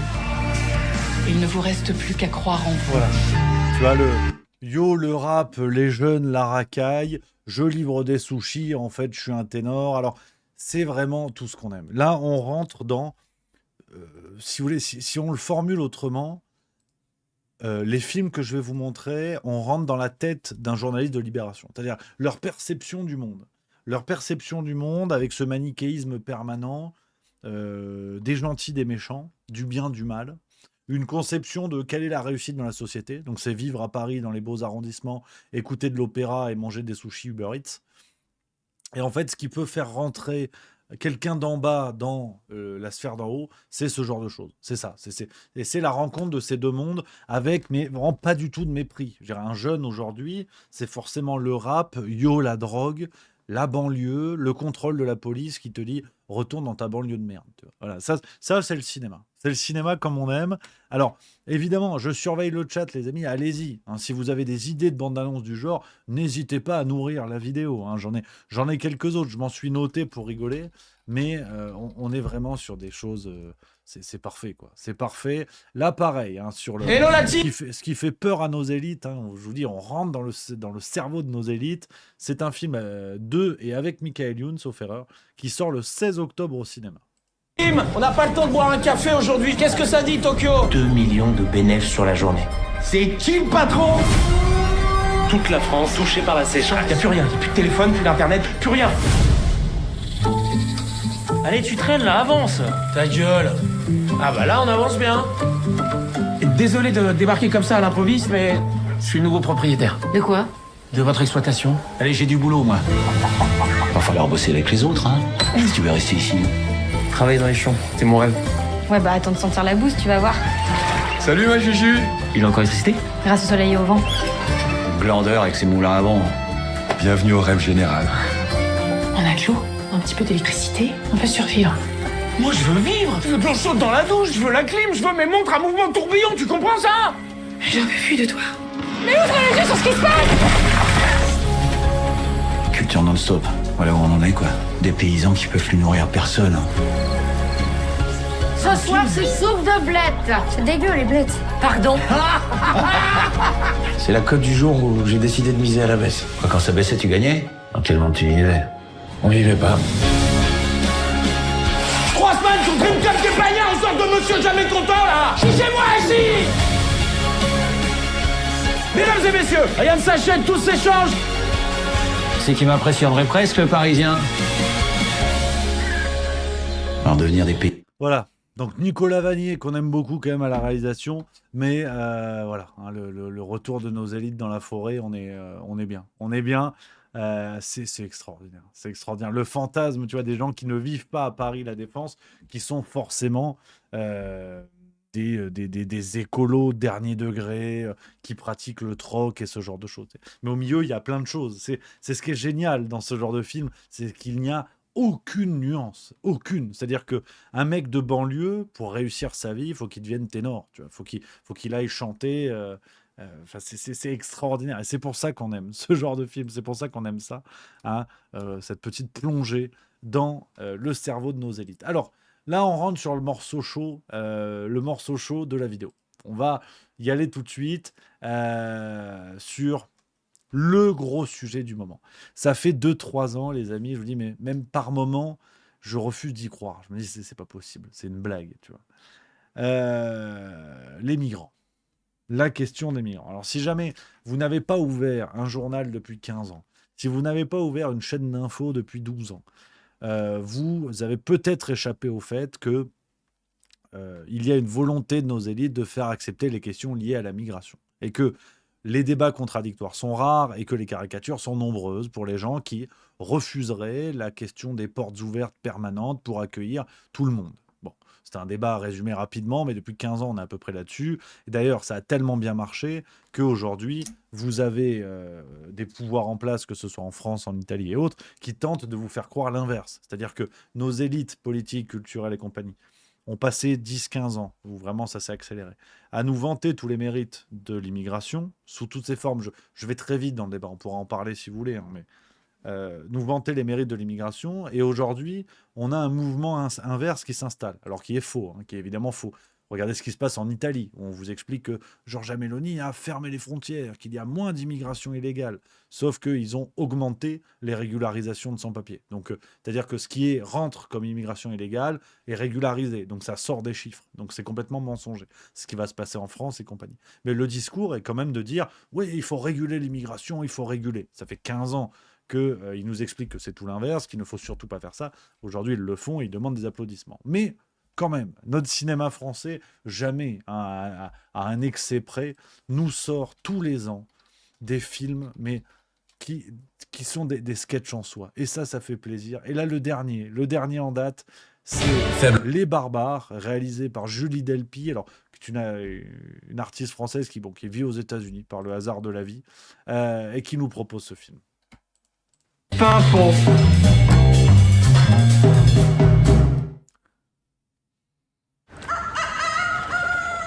Pimpon, c'est une ville qui bouge pas mal, hein. Dès que les Russes ont envahi l'Ukraine, tout le village s'est mobilisé. C'est vrai que les Ukrainiens, ils ont beaucoup souffert. Hein. J'ai voté pour qu'on les accueille. Hervé Rioux, adopté à l'unanimité. Je me suis occupée de tout l'administratif pour la venue des réfugiés. Excusez-moi, il faut que je vous parle. C'est qu'il y a eu tellement de demandes de réfugiés ukrainiens, il n'y en a plus. En fait, ce sont des Syriens. Des Syriens qui viennent d'Ukraine. Non, de Syrie. Il a 3 femmes, le gars? Mais non, je t'ai dit, il y a aussi sa sœur et sa fille. J'ai aucun problème, hein. Arabe, c'est pas une insulte, hein. Non, ça vous filmez pas, hein. Non. Non. Le racisme, c'est les gens qui aiment pas les Noirs. Mon père, il aime bien Mbappé ou Marcy. Le racisme, ça vient de la peur. Bonjour. La peur qu'on leur prenne leur femme. Pourquoi tu fais coucou, toi? Welcome here. La peur qu'on leur prenne leur travail. Anne et Philippe ont décidé de vous offrir des produits d'ici. Oui, enfin, il y aura des produits qui seront un peu périmés d'1 ou 2 journées, mais c'est très bon, moi je mange que ça.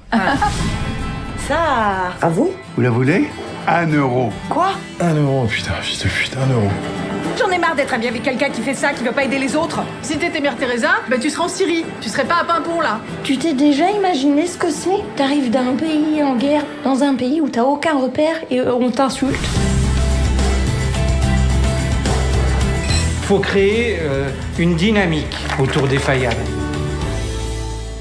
C'est-à-dire, je comprends pas. Je parle pas le Macron, moi. Il faut défendre notre identité régionale. L'âme bretonne. Mais t'es alsacien. Voilà. Alors, après tout, pourquoi pas, hein? Après tout, pourquoi pas si on en a un par an, tu vois, un film comme ça par an, c'est chouette. Ça peut secouer les mœurs. Le problème, en fait, comme souvent, hein, c'est à partir de 14. À partir de 14 par semaine, c'est peut-être un peu trop pour faire passer les messages. Et on est beaucoup là-dessus. Regardez, par exemple, l'année dernière, et pourtant, sujet que j'aime bien, acteur que j'aime bien, on a eu Pour l'honneur. Depuis près d'un siècle, 2 petits villages du sud de la France se livrent une impitoyable guerre de clochers. Ok, ça va, j'ai compris. Il a sorti le maillot du grand-père. Ça sent pas bon, les gars. Et là, je dis stop. On met une branlée à ces gros cons de Trepont. Dans 3 mois, au match retour. Ah alors les trompettes, on est venu prendre une branlée? Non, Dédé, t'es taillé comme un criquet. Pourquoi tu t'en prends toujours au gros, putain? Entre Troc-Paul la bourgeoise et Tourtour la Ritale, tous les coups sont permis. Avant qu'une arrivée ne vienne bouleverser la vie de ces 2 villages. Arrêtez de les appeler des immigrés. Ce sont des demandeurs d'asile.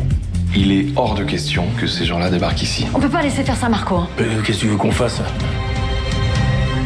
On est vraiment très heureux de vous accueillir. Hein. Et vous êtes ici, chez vous.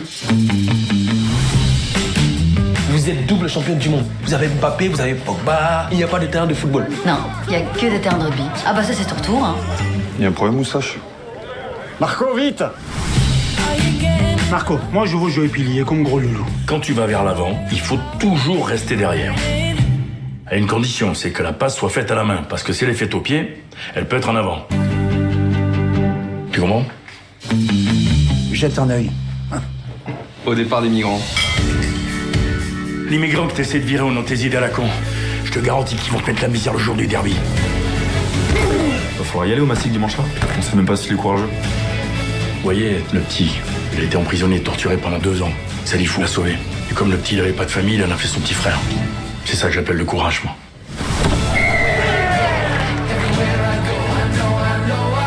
Gagné ou perdu? Pour moi, la vraie victoire, elle est là, devant nos yeux. Maintenant, tu passes ton... Bon, c'est vrai qu'on dirait une pub Volvic, mais j'en ai d'autres. Je suis désolé, on fait un tour du cinéma, hein. Donc là, j'en ai un qui s'appelle Ma France à moi. Voilà. Et je suis désolé, les amis. Il faut continuer, hein. Il faut continuer. Il faut être... on est dans le sujet. On est dans le sujet. C'est l'histoire d'un jeune homme qui vient de très loin. Il était interprète en Afghanistan. Il parle bien le français. J'ai un peu le trac. Si ça peut vous rassurer, lui aussi. Ah, voilà. Et je m'attendais à voir débarquer le commandant Massoud avec une grosse barbe. Tu as besoin qu'on aille chercher tes affaires quelque part? J'ai tout dans mon sac. Enfin, t'as pété les plombs. Et voilà ta chambre. Pourquoi tu m'en as pas parlé? C'est pas quelque chose dont je voulais parler. C'est quelque chose que je devais faire.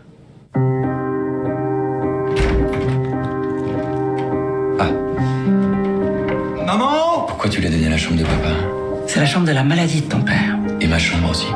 Qui vous dit que c'est pas un escroc, ce type? Un mec qui cherche des bonnes femmes à dépouiller. Allez, donne-lui sa chance, qu'est-ce que ça te coûte? Oh merde. Je crois que ça veut dire oui.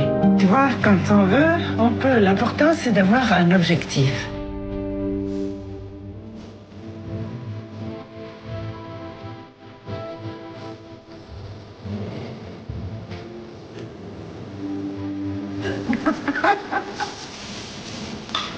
Je vais m'occuper de toi. Tu te caches, Reza. Assume ce que t'es. Assume la galère. Sois fier d'où tu viens.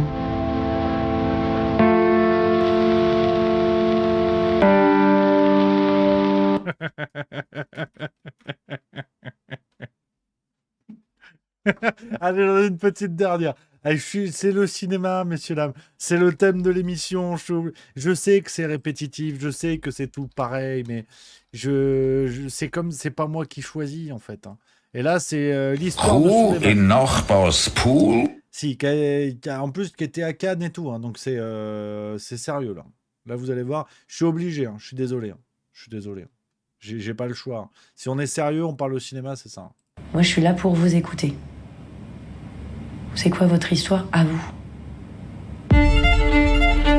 Frérot, je t'ai donné le compte pour que tu travailles. Ça sonne pas. Il faut travailler, frérot. On n'est pas venu en Europe pour jouer. Fais le tour. Toi, c'est pas Emmanuel, toi. Effectivement. Oui, là. Non, c'est pas lui. Souleymane. Mouriandi. Moi, j'ai besoin des sous. Demain, je te paye à 13h. C'est pour moi. Courage. Merci beaucoup. Vous voulez un coup de main? Voilà, doucement. Souleymane, c'est pas le 22 février, c'est le 19 février. Entretien, on dans 2 jours. Radio, on maîtrise l'histoire, man. Il y a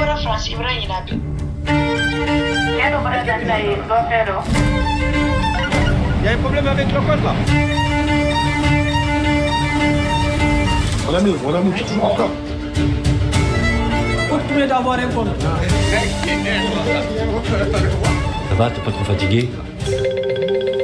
115 Paris, bonjour. C'est pour avoir une place pour ce soir, s'il vous plaît. Faut pas stresser, reste optimiste. S'il vous plaît, ne me pousse pas. Au lieu de me pousser, si vous me passez la commande, t'as pas le droit de frapper chaud. Tu as peur pour l'entretien? Comment ça, tu me dois rien? Je veux mon argent. T'as pas à avoir peur. Allez, dégage. Tu sais ce que tu as vécu. Alors, ce film, on va s'y arrêter quand même un petit peu, les amis, parce que c'est une histoire, mais honnêtement, ça peut être un truc de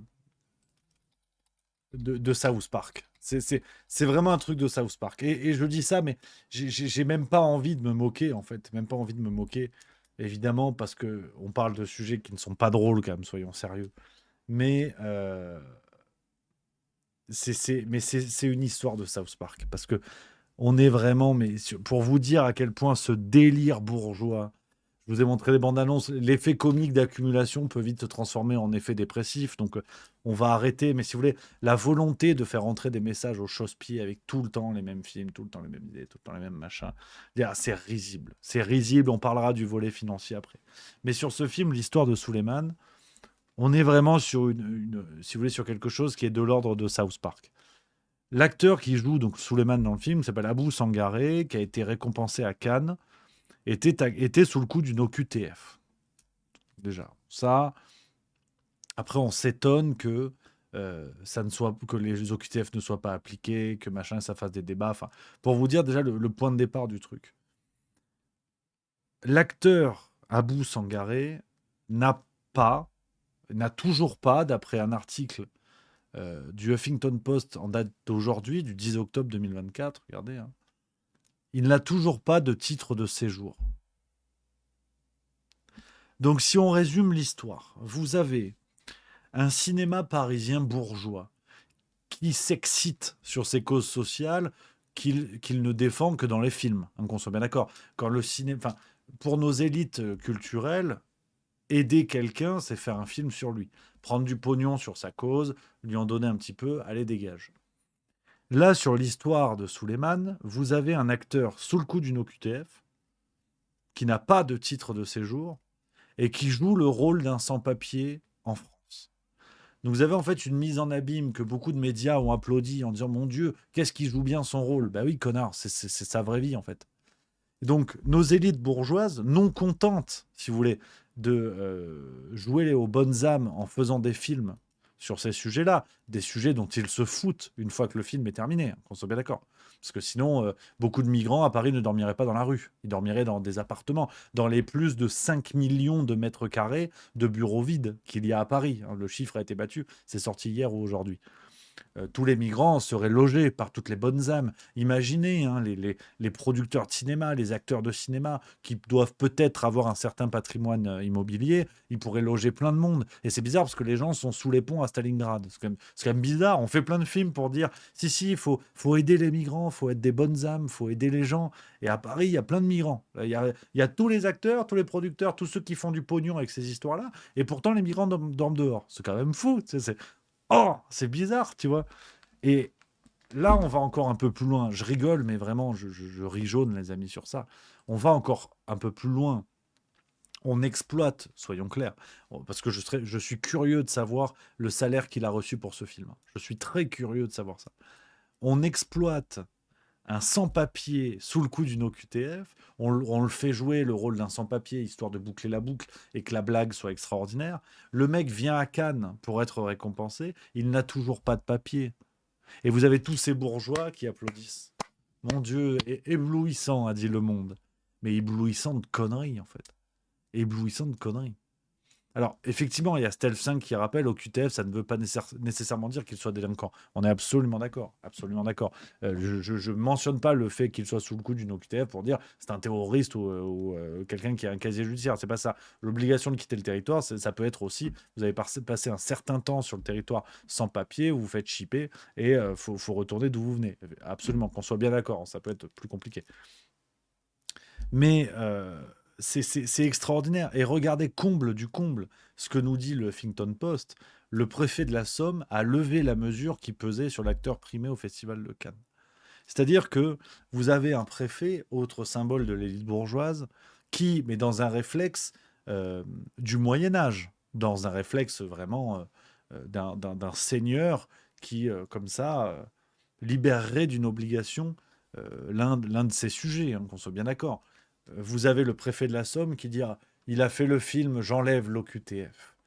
Donc, on parle de cinéma, on regarde les bandes annonces, on rigole et tout, mais pour vous dire quand même où on en est, si on résume, et ce film en est le symbole, récompensé à Cannes, que c'est quand même un film dont on parle, dont il faut parler. Pour vous dire où en sont nos élites bourgeoises, dans leurs réflexes négriers, soyons clairs. Exploiter quelqu'un dont vous connaissez l'illégalité de la situation, dont vous connaissez l'inconfort de la situation, parce que vous doutez bien que ce monsieur Abou Sangaré, il n'avait pas des conditions de vie extraordinaires pour être sans papier en France et peut-être et assurément vivre ce qu'il joue dans le film. Vous avez des élites qui ont des réflexes négriers, qui vont exploiter ce monsieur Et parce qu'il a bien servi la cause bourgeoise, on lève l'OQTF. Et on va l'inviter à Cannes en sachant très bien qu'il n'est pas censé pouvoir venir. En sachant très bien qu'il n'est pas censé pouvoir se promener sur le territoire. Mais ça s'arrête tout, en fait, cette blague. C'est pour ça que l'histoire du film, l'histoire de Suleiman, est le symbole de ce que notre cinéma peut faire de pire. Je prends un message dans le chat qui est très intéressant, et j'y viendrai dans la conclusion de la vidéo, je l'ai déjà dit tout à l'heure au début. Il y a Narrateur dans le chat qui dit « Il y a plus de 200 films français qui sortent chaque année. Si on veut être sérieux, il faut faire la liste et regarder précisément ce qui leur tourne, parce que sortir 4 films comme ça de leur contexte, c'est pas fou. » Évidemment, je l'ai dit tout à l'heure. On viendra dans la conclusion sur ce qu'il y a de positif. Je mentionnais tout à l'heure des films qui étaient super, en tout cas de mon avis. On est d'accord. Mais j'ai aussi le droit, si tu veux, de parler de certains films. Je ne vais pas parler des 200 films. Je fais un choix pour expliquer ça. Et l'histoire de Suleiman, pour moi, elle est symbolique d'un fonctionnement du système. C'est pas tant sur les films sortis en 2024. Mais le rappel, merci Narrateur, hein, bisous camarades, le rappel est très important évidemment. Mais pour vous dire où on en est, quoi. Ce cinéma donneur de leçons, quand on va applaudir le mec à Cannes, à la limite, le film sort comme ça, puis personne n'en parle. Bon, voilà, c'est dégueulasse, mais voilà. Là, vous avez tout un système dans l'un des hauts lieux de l'élite culturelle qui va applaudir en toute connaissance de cause. Mais en fait, à quel moment on ose clairement parler d'un fonctionnement négrier, en tout cas sur ce film, où on fait bosser un mec, on connaît l'illégalité de sa situation, et on va l'applaudir à Cannes. Et ces gens-là, tous les ans, font des films pour vous dire qu'il faut être bienveillant, avoir de beaux sentiments, accueillir tout le monde. C'est extraordinaire. C'est extraordinaire de mauvaise foi. Donc forcément que ce système aujourd'hui est rejeté, et il est rejetable. Je suis étonné, sincèrement, les amis, et pour la dignité même de l'acteur qui joue dans le film. Je ne dis pas ça simplement pour le plaisir de taper sur le système du cinéma français, pour la dignité même de ce monsieur. Enfin, personne ne s'est levé. Il n'y a eu aucune levée de bouclier pour dire, mais c'est donc ça le cinéma français. C'est extraordinaire. Alors, on continue, on revient un peu à nos bandes d'annonces. Je vous l'ai dit, le cinéma français est devenu le miroir des turpitudes de nos élites. Et évidemment, autre film sorti... La mozzarella cucina de Galbani. Évidemment, sur la question du changement de sexe. Et je sais que ça va faire mal au cœur à certains parce que c'était un film avec Catherine Fro. Je peux te poser une question. Ça s'appelle Un homme heureux. Dis-moi, est-ce que je peux te poser une question? M'a fait peur. Quand on faisait l'amour, est-ce que tu simulais? S'il y a un domaine où je n'ai jamais simulé, c'est bien celui-là. Ben alors moi, il y a un truc que je comprends pas. Si tu es un homme, comment tu peux avoir envie de faire l'amour avec moi? Ben, c'est parce que je suis gay.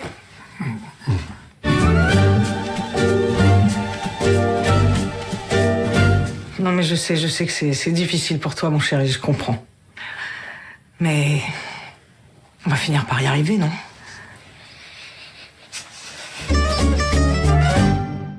Dis-moi, Edith, je peux te poser une question? Si tu es un homme, nos enfants n'ont plus de mère alors? Ils ont toujours une mère. Seulement leur mère est un homme. C'est pas plus compliqué que ça. Oui, mais pas sûr que nos enfants le prennent aussi facilement. Tu veux que je te dise? Tu vas vite être renseigné.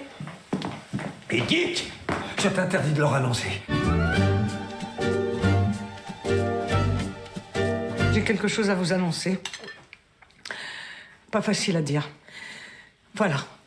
Je suis... Oh là, mais je sais pas ce qui m'arrive. Mais quoi? Voilà, Parce que je crois que c'est un vagal. Mais qu'est-ce que t'as? C'est un vagal. Mais ça va pas. C'est pas grave. c'est un vagal. Attendez, il faut que ça ressorte. Voilà. Alors c'est vrai que ce qui m'a le plus étonné, c'est pas tant que ce film existe, c'est de voir Fabrice Lucchini là-dedans, mais après tout, pourquoi pas. Et les amis, on va avancer un petit peu. On va avancer un petit peu parce que on pourrait honnêtement faire ça pendant des heures, hein, je vais pas vous mentir. Il y en a une collection. Il y en a une collection de films comme ça. Mais il faut revenir à la question de comment tout ça existe. On dit souvent, ouais, mais bon, quand même, c'est le pognon des Français, c'est machin, c'est bidule. Vous avez ces élites bourgeoises qui vous expliquent que c'est du bon cinéma, du cinéma indépendant, enfin faussement indépendant, du cinéma d'auteur, pardon, c'est ça le terme, du cinéma d'auteur qui pose les vraies questions. Hein, ça change des Marvel, ça change des comédies populaires. Rappelez-vous le discours de Danny Boone qui, lors d'une cérémonie des Césars, était monté au créneau en disant mais le cinéma a aussi besoin des films populaires. Mais on se fout de leur gueule. Hein. Vous voyez, c'est comme un petit truc en plus, par exemple. C'est du cinéma populaire, c'est de la rigolade, c'est pas bien. C'est pas bien la rigolade. C'est pas bien la rigolade, mais le problème, c'est que c'est indispensable. Parce que le cinéma français, aujourd'hui, fonctionne en très grande partie et très largement organisé par le Centre national du cinéma. Bien évidemment, institution créée au lendemain de la Seconde Guerre mondiale, en 1946, sauf erreur, et qui s'occupe, et brillamment très souvent, qu'on soit bien d'accord, je rebondis sur le commentaire de tout à l'heure, il n'y a pas que des dos basses, hein, il y a aussi des choses très bien. Là, on se concentre sur les choses qui illustrent le propos de la vidéo. Donc, bien évidemment qu'il y a un effet, si vous voulez, de zoom, on a l'impression que tout est nul. Il y a des choses super. Il y a vraiment des choses super, des choses originales. Par exemple, j'attends de voir le prochain film là, qui va sortir avec Benoît Poelvoorde et Camille Cotin. L'art d'être heureux, quelque chose comme ça a l'air vraiment sympatoche. Il y a le biopic de Charles Aznavour a l'air extraordinaire avec Tahar Rahim, co-réalisé avec Grand Corps Malade, et je ne me rappelle plus le nom de l'autre réalisateur, Tahar Rahim qui chante lui-même, donc ça va être, depuis Un prophète d'Audiard, j'adore Tahar Rahim, donc il y a des choses super, voilà, qu'on soit bien d'accord, il faut le rappeler, c'est important. Mais pour revenir sur le fonctionnement du CNC, on dit souvent, voilà, c'est les impôts des Français et tout, c'est évidemment un peu plus compliqué. Et en fait, pas tant que ça. Enfin, oui et non. Mais comme tout impôt, aujourd'hui, l'impôt des Français finance énormément de gens, bien sûr. Énormément de choses. Mais ce qui est intéressant, dans la mauvaise foi de notre système, on peut gloser sur le côté, effectivement, l'impôt des Français est dilapidé pour faire de la merde. Mais ça, on peut le dire d'à peu près 80% des choses en France, malheureusement. C'est terrible, mais c'est comme ça. Merci à Fléau93 pour le sub 19e mois. Mais ce qui est encore plus pervers dans le financement du cinéma français, c'est ce que je vous ai trouvé, enfin, ce qui est connu, hein, mais je vous ai trouvé un article de France Inter du 28 mai 2023, après la polémique, hein, vous savez, où Justine Triet était montrée, donc la réalisatrice d'Anatomie d'une chute, qui était montée au créneau lors des Césars pour défoncer le gouvernement d'Elisabeth Borne, séquence qui avait été largement commentée, séquence salutaire, enfin un artiste qui montait au créneau. Et nos médias avaient gentiment créé derrière, alimenté une polémique qui était d'origine du camp macroniste qui voulait défendre Elisabeth Borne et qui disait Justine Triet, elle est sympa, mais sans les financements publics, elle n'est rien. Donc elle a qu'à fermer son museau, de ne pas critiquer le système qui la finance. Ce qui pouvait s'entendre, mais ce qui en dit long sur le rapport de certains politiciens au monde du cinéma. Quand on parle de propagande, on est là-dedans. Quand un État n'accepte pas que des artistes puissent avoir des positions divergentes, et que ce même État incite les artistes à faire des films, des œuvres qui vont dans le sens de l'État, bon, bah voilà, je ne vais pas vous faire un dessin. Mais cet article nous apprend quelque chose qui est très intéressant. Un budget qui n'est pas financé par l'impôt, donc c'est par rapport au CNC, hein, mais par des taxes spécifiques. La plus connue est la taxe spéciale additionnelle. Quand vous achetez une place de cinéma, 10,72% du prix du ticket vont au CNC, quel que soit le film. Et là, on touche à quelque chose d'intéressant. Parce que vous avez notre belle élite bourgeoise du monde culturel qui nous explique que les comédies populaires, c'est de la merde, que les Marvel, globalement, les films américains, c'est de la merde, sauf le film d'auteur indépendant américain qui nous raconte l'histoire d'une petite fille de 8 ans qui devient drag queen à 9 ans et finalement un pied de chaise à 14. Ça va, mais le reste, c'est de la merde, tu vois. Sauf qu'en France, aujourd'hui, au moment où je vous parle, il y a des séances de cinéma, il y a des tickets qui sont vendus, quel que soit le film, que l'on parle du dernier film indépendant de Colombie, que l'on parle de Joker 2, que l'on parle d'un petit truc en plus, que l'on parle de tout ce que vous voulez, vous avez un petit peu moins de 11% qui vont au CNC. Donc, vous avez un système culturel français, en tout cas le monde du cinéma français, qui se gausse comme ça de ce que eux font d'intelligent, qui est bien mieux que le rire populaire, machin et tout. Mais leur cinéma rempli d'idéologie, et je vous parle même pas des échecs en salle, ça vous vous en doutez. Hein, citez-moi un de ces films qui a fait plus d'1 million sur les 5 dernières années, il n'y en a pas des tonnes. Ben, ce cinéma bourgeois-là a besoin de ce qu'il critique pour exister. Donc je ne sais pas si on se rend compte, en fait, de la supercherie de ce truc. C'est-à-dire que vous avez des gens, enfin vous avez compris l'idée, de toute façon je ne vais pas expliquer pendant 3 heures, vous avez compris l'idée que ce monde du cinéma français qui donne des leçons, qui explique que ce qu'ils font c'est mieux, n'existerait pas sans les autres, sans tout ce qu'il y a autour d'eux. Et c'est extraordinaire, c'est extraordinaire. Ce cinéma-là, ce monde français du cinéma est un monde de pourris. Et je peux vous en parler pendant des heures. Le CNC, qui était présidé jusqu'à il y a peu, attendez, voilà, présidé jusqu'à il y a peu par un certain Dominique Boutonnat, condamné à 3 ans de prison dont un ferme pour agression sexuelle sur son filleul âgé de 19 ans au moment des faits. Voilà. Donc voilà, si vous voulez, voilà le monde du cinéma en fait. Ça ne résume pas tout, qu'on soit bien d'accord. Mais ce monsieur, au su et au vu de beaucoup de gens, un monsieur dont le comportement faisait beaucoup parler, c'est-à-dire que, pour vous donner un exemple, c'était Libération qui avait fait une enquête assez complète sur le sujet pour le coup, qui expliquait que le mec était une ordure, qui se comportait comme une ordure, il faisait la fête en permanence, il était un blairable, toujours dans la fête avec tous les excès qu'on imagine. Au Festival de Cannes, il y avait des boucles WhatsApp de gens qui travaillaient avec lui, autour de lui, qui recensait tous les endroits où il était allé faire la fête, quoi, où il était allé picoler et compagnie. Donc, cette affaire ensuite d'agression sexuelle a été couverte pendant un paquet de temps, jusqu'au plus haut sommet de l'État, parce qu'on est sur quelqu'un dont la nomination n'est pas, on va dire, complètement éloignée des volontés du pouvoir, jusqu'à Rachida Dati, ministre de la Culture, qui n'avait pas beaucoup trouvé de mots à redire sur cette affaire-là. Donc, voilà, si vous voulez, ce monde du cinéma, tout n'est pas pourri, loin de là, je le redis, parce qu'on ne fasse pas de procès inverse, bien sûr. Tout n'est pas pourri, mais la tête du poisson est pourrie. Et comme souvent, quand la tête est pourrie, c'est compliqué. C'est compliqué de sauver des bons morceaux. Il y en a plein, mais c'est compliqué. Donc, c'est sidérant, en fait. C'est vraiment sidérant, ce monde-là du cinéma. Et c'est pour ça que c'est le côté moins drôle des bandes d'annonces que je vous ai montré, les amis. C'est le côté moins rigolo parce que ça va continuer d'exister. Le problème, c'est qu'ils ne sont, et c'est ce qui est terrible, ils ne sont même pas dépendants du nombre d'entrées en salle. C'est ce qui est effrayant. Parce que ces projets-là sont financés en partie, c'est pas 100% qui vient des subventions publiques, qu'on soit bien d'accord, mais ils sont en partie financés des autres films. Regardez la fréquentation des cinémas depuis 2007. On parle souvent d'un effondrement de la fréquentation en salle. C'est pas si évident. Il y en a eu un avec le Covid, évidemment, et la fermeture des salles, ce qui a complètement dopé la fréquentation des plateformes Netflix et compagnie, des plateformes de streaming. Mais regardez la remontada quand même. On est à 180 millions d'entrées sur 2023. On était à 201 en 2018. Donc, ça n'est pas... je veux dire, on est en train de revenir à des niveaux quasiment normaux, pardon. Donc, je trouve que ceci est très positif.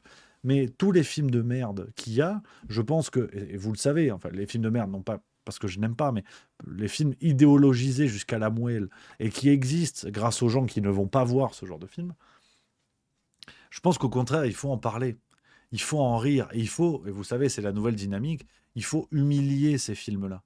Les humilier avec respect, mais montrer à quel point ils sont portés par des gens qui n'incarnent pas leur message, qui n'incarnent pas ce qu'ils demandent aux autres, et surtout, ils sont portés financièrement par, d'une certaine manière, les revenus de gens qui s'en foutent de leur truc. Donc en fait, ce sont des films qui n'ont absolument aucun intérêt et dont les conditions d'existence sont à l'inverse même des intentions des gens qui réalisent, produisent ce genre de films. Donc je pense qu'il faut en parler. Il faut en parler, il faut se foutre de leur gueule. Il faut même essayer d'aller les voir. Je vais essayer de plus en plus d'aller voir ce genre de films pour vous en parler, faire des petits débriefs et montrer à quel point c'est nul. Il faut humilier tout ça avec respect. Vous ne pourrez pas faire couler le CNC. Vous ne pourrez pas interdire au CNC de financer ce genre de film. Je pense qu'il faut en parler et montrer à quel point tout ce système est galvaudé, tout ce système est pourri. L'histoire de Souleymane, je ne comprends même pas pourquoi. Et d'ailleurs, c'est une critique que j'adresse très clairement à d'autres médias alternatifs sur YouTube, notamment la frange droite de ceux qui se battent contre la gauche, contre les gauchistes, les machins, en expliquant que l'hégémonie culturelle, tout ce que vous voulez, il n'y a personne dans les médias alternatifs de droite, ou plus largement dans les médias de droite, qui est monté au créneau avec un peu d'intelligence et en mettant en avant ce genre de film, pour montrer que il n'y a pas besoin d'attaquer frontalement la gauche post-mitterrandienne, pour reprendre le qualificatif de Jean-Claude Michéa. Il n'y a pas besoin de l'attaquer frontalement, parce qu'elle se décrédibilise elle-même. Et il faut justement regarder ce qu'elle fait pour comprendre à quel point leur démarche est pourrie. Il faut simplement regarder ce qu'ils font. Et j'étais étonné de ne pas voir de vidéos là-dessus, sur certains médias qui s'en prennent aux gauchistes, entre guillemets, parce que vraiment, l'histoire de Souleymane, c'est le symbole parfait de tout ça.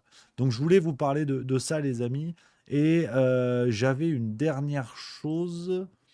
Non, mais je crois que c'est bon. Je crois que j'ai fait le tour. Donc voilà un petit peu l'histoire, les copains, de tout ça. De tout ça, les amis, de ces petites folies que nous avons autour de nous. Voilà, je crois qu'on est pas mal. Voilà. Hein, je prends les messages dans le chat. Allez-y, il y a Hervéro qui dit c'est comme Conspiracy Watch, à chaque fois que tu payes ta place, tu alimentes la bête. C'est vrai aussi. Ça peut être une idée. C'est aussi ça. Je pense qu'il faut le faire avec intelligence. Il faut le faire avec intelligence, ces histoires-là. Et puis c'est sympatoche. Voilà. C'est ça le plus important. Voilà. C'est tout. Karim CHU de Pierre, mon Karim, qui dit Rémi, tu connais Laurent Firode? Oui, j'ai même eu la chance de le rencontrer une fois.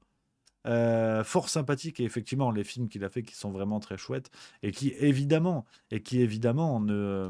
n'ont pas les subventions, n'ont pas tout ça, mais c'est là où c'est à nous, je pense, on va dire nous qui avons envie de voir ce genre de film, il faut qu'on le pousse à fond, il faut en faire la promotion, il faut en faire tout ça. Effectivement, ce serait une super idée de recevoir Laurent Firode, un de ces quatre, ça peut s'organiser avec grand plaisir.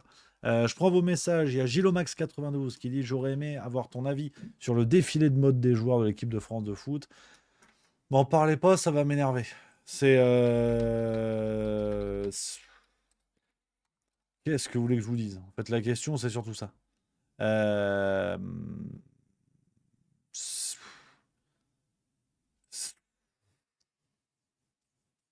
J'en peux plus, en fait.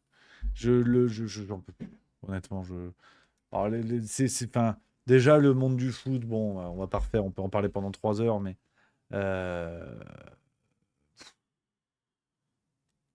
on n'en peut plus, quoi. Mais en fait, si vous voulez, là, ils sont arrivés déguisés, t'en avais qui avait une cagoule et tout. Bon, honnêtement, ils sont champions du monde, ils roulent sur tout le monde, ils font bander les spectateurs, il n'y a pas de problème. T'arrives, t'es déguisé, c'est super, ça régale. Si tu régales tout le monde, après tu fais le clown, on s'en fout, en fait. Mais aujourd'hui, on est nul. Enfin, pour l'équipe de France, pour ce qu'on représente, on est nul. On est bidon. Tu perds contre l'Italie, tu gagnes contre les Belges, ils mettent pas un pied devant l'autre. Alors t'es content, t'as gagné. On est bidon. Et les autres, ils arrivent, c'est Zavata à chaque arrivée des joueurs, quoi. Alors on n'en peut plus, en fait. Moi, si vous voulez, je m'en fous. Moi, t'as des bons résultats, eh ben, c'est super si tu fais le guignol. Si tu le fais pas, c'est encore mieux. Mais je veux dire, quand le hors-terrain prend le pas sur ce qui se passe sur le terrain, c'est que t'es une pipe. Et puis après, ça entraîne des débats pendant des heures, pendant des siècles. Si c'était au rugby, je vous en parlerais pendant longtemps. Là, honnêtement, je m'en fous, quoi. Je m'en fous. À la rigueur, ce qui me fait plaisir, c'est que le monde entier est en train de comprendre que Mbappé, c'est une pipe. C'est une pompe à vélo, Mbappé, il est nul. Donc ça me fait plaisir. Hein, il est au Real Madrid, il est bidon. Hein. Et alors ils l'ont élu joueur du mois. Hein. Je ne sais pas qui vote, sa grand-mère ou le mec qui fait les merguez à l'entrée de Santiago Bernabéu. Mais on n'en peut plus. Le monde entier est en train de voir qu'il est bidon. Je vous l'avais dit. Mbappé, aujourd'hui tu parles aux pro Mbappé, ils te disent oui, mais quand même la finale contre l'Argentine en 2018. Ouais, enfin d'accord. Ok, super. Alors, c'est vrai qu'Afida Turner, une fois, elle a dit une phrase avec du sens en 2019, en mars, je dis pas de conneries. Bon, depuis, il est bidon. Les 2 dernières saisons au PSG, il était pourri. Au Real, bon, ben, il est nul. Il est en train de casser la dynamique de l'équipe. En championnat, ils sont même pas premiers. En Ligue des Champions, ils ont perdu contre Lille. On en a marre. Et puis, Mbappé, je voulais vous en parler. Tiens, je fais 3 minutes là-dessus parce que je me l'étais noté, je voulais vous en parler. Oui, d'ailleurs, c'est la finale perdue contre l'Argentine où il est fort, où on perd au pénaltoche. C'est 2022, pardon. Mbappé, je voulais vous en parler parce qu'en fait, indépendamment du foot, les questions, on est d'accord, on n'est pas d'accord. Je sais que beaucoup s'en foutent du sport, donc on va pas faire 3 heures là-dessus, mais je trouve que, et ce qui me chagrine peut-être le plus, c'est que Mbappé marque une époque où les jeunes n'ont plus d'idole, ne peuvent plus avoir d'idole. Et c'est presque ce qui m'emmerde le plus avec Mbappé. Sur les questions de foot, il y a des fans, il n'y a pas des fans, il marque des buts, il marque pas des buts, c'est pas très grave. Mais par rapport à l'exposition du mec, le mec est invité à l'Élysée, il est proche de Brigitte Macron, il achète un club de foot, il n'y a que du hors-terrain en fait. Ce qui m'emmerde avec Mbappé, c'est qu'il n'y a que du hors-terrain. Il fait pas rêver. Quelles sont les bonnes valeurs d'Mbappé? Après, on peut regarder ses stats, on peut regarder ses trucs, on aime ou on n'aime pas.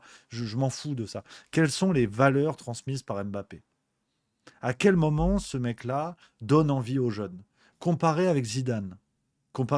Et pourtant, Zidane, il a fait des tuiles. Le carton rouge contre l'Arabie Saoudite en 98 en phase de poule, le coup de boule contre Materazzi, évidemment. Zidane, il a fait des dingueries aussi. Mais c'était Zidane. Il y a un symbole. Il était porté au pinacle, il était partout, mais il y a un symbole. Il se passe quelque chose. Mbappé, on n'en peut plus. Quelles sont les valeurs du mec? Qui a envie d'éduquer son enfant en lui disant, tiens, plus tard, tu seras peut-être comme Mbappé? Et je pense que ce qui est terrible, c'est qu'il est avant tout l'incarnation d'une France où il n'y a plus d'idoles. On n'a plus de quoi avoir des idoles. Même des mecs comme Omar Sy, qui sont sur le papier très populaires, le mec a réussi, il se tire aux États-Unis. Et aujourd'hui, on l'entend, quand il y a un policier qui bute quelqu'un, Omar Sy fait un tweet, mais sinon, il n'y a plus personne. Il fait un film tous les 7 ans, c'est un truc bidon. On en a marre. Donc c'est à la fois un coup de gueule et à la fois une petite réflexion que je voulais vous partager pour finir l'émission. Et oui, pour finir l'émission, les amis, on va terminer là-dessus et on va terminer la semaine aussi. Je vous l'ai dit, demain, direction Pau, les copains, pour le spectacle samedi, le retour du spectacle Zinzin. J'ai hâte et j'ai réécrit pas mal de choses. Donc en fait, c'est un petit peu une nouvelle version du spectacle. Je vous l'annonce parce qu'il y a tellement d'actu que... Ça bricole, donc j'ai hâte d'aller retrouver nos amis palois, les copains. Demain, je me lève tôt, donc je file maintenant, les amis. J'espère que vous avez passé un moment, que vous avez passé une bonne émission. On va se retrouver la semaine prochaine, normalement lundi, sur mardi, pour le Juste Bistrot. Et dimanche, je vous donne rendez-vous sur la chaîne YouTube de Juste Milieu pour une vidéo sur Bruno Le Maire. Pas piquer des hannetons, comme on dit, pas piquer des hannetons. Ce sera dimanche. Et la semaine prochaine, soyez au rendez-vous. On a pas mal de choses. On a de la farce tranquille qui va arriver. On a une nouvelle vidéo, un petit nouveau format, on va dire, qui déboule dimanche prochain et vendredi. J'ai une surprise pour vous avec quelqu'un que vous connaissez tous. Voilà, les amis, je vous embrasse. Merci d'avoir été là cette semaine. Passez une excellente soirée, passez un bon week-end et je vous dis à la semaine prochaine. Vive la rigolade et vive la France.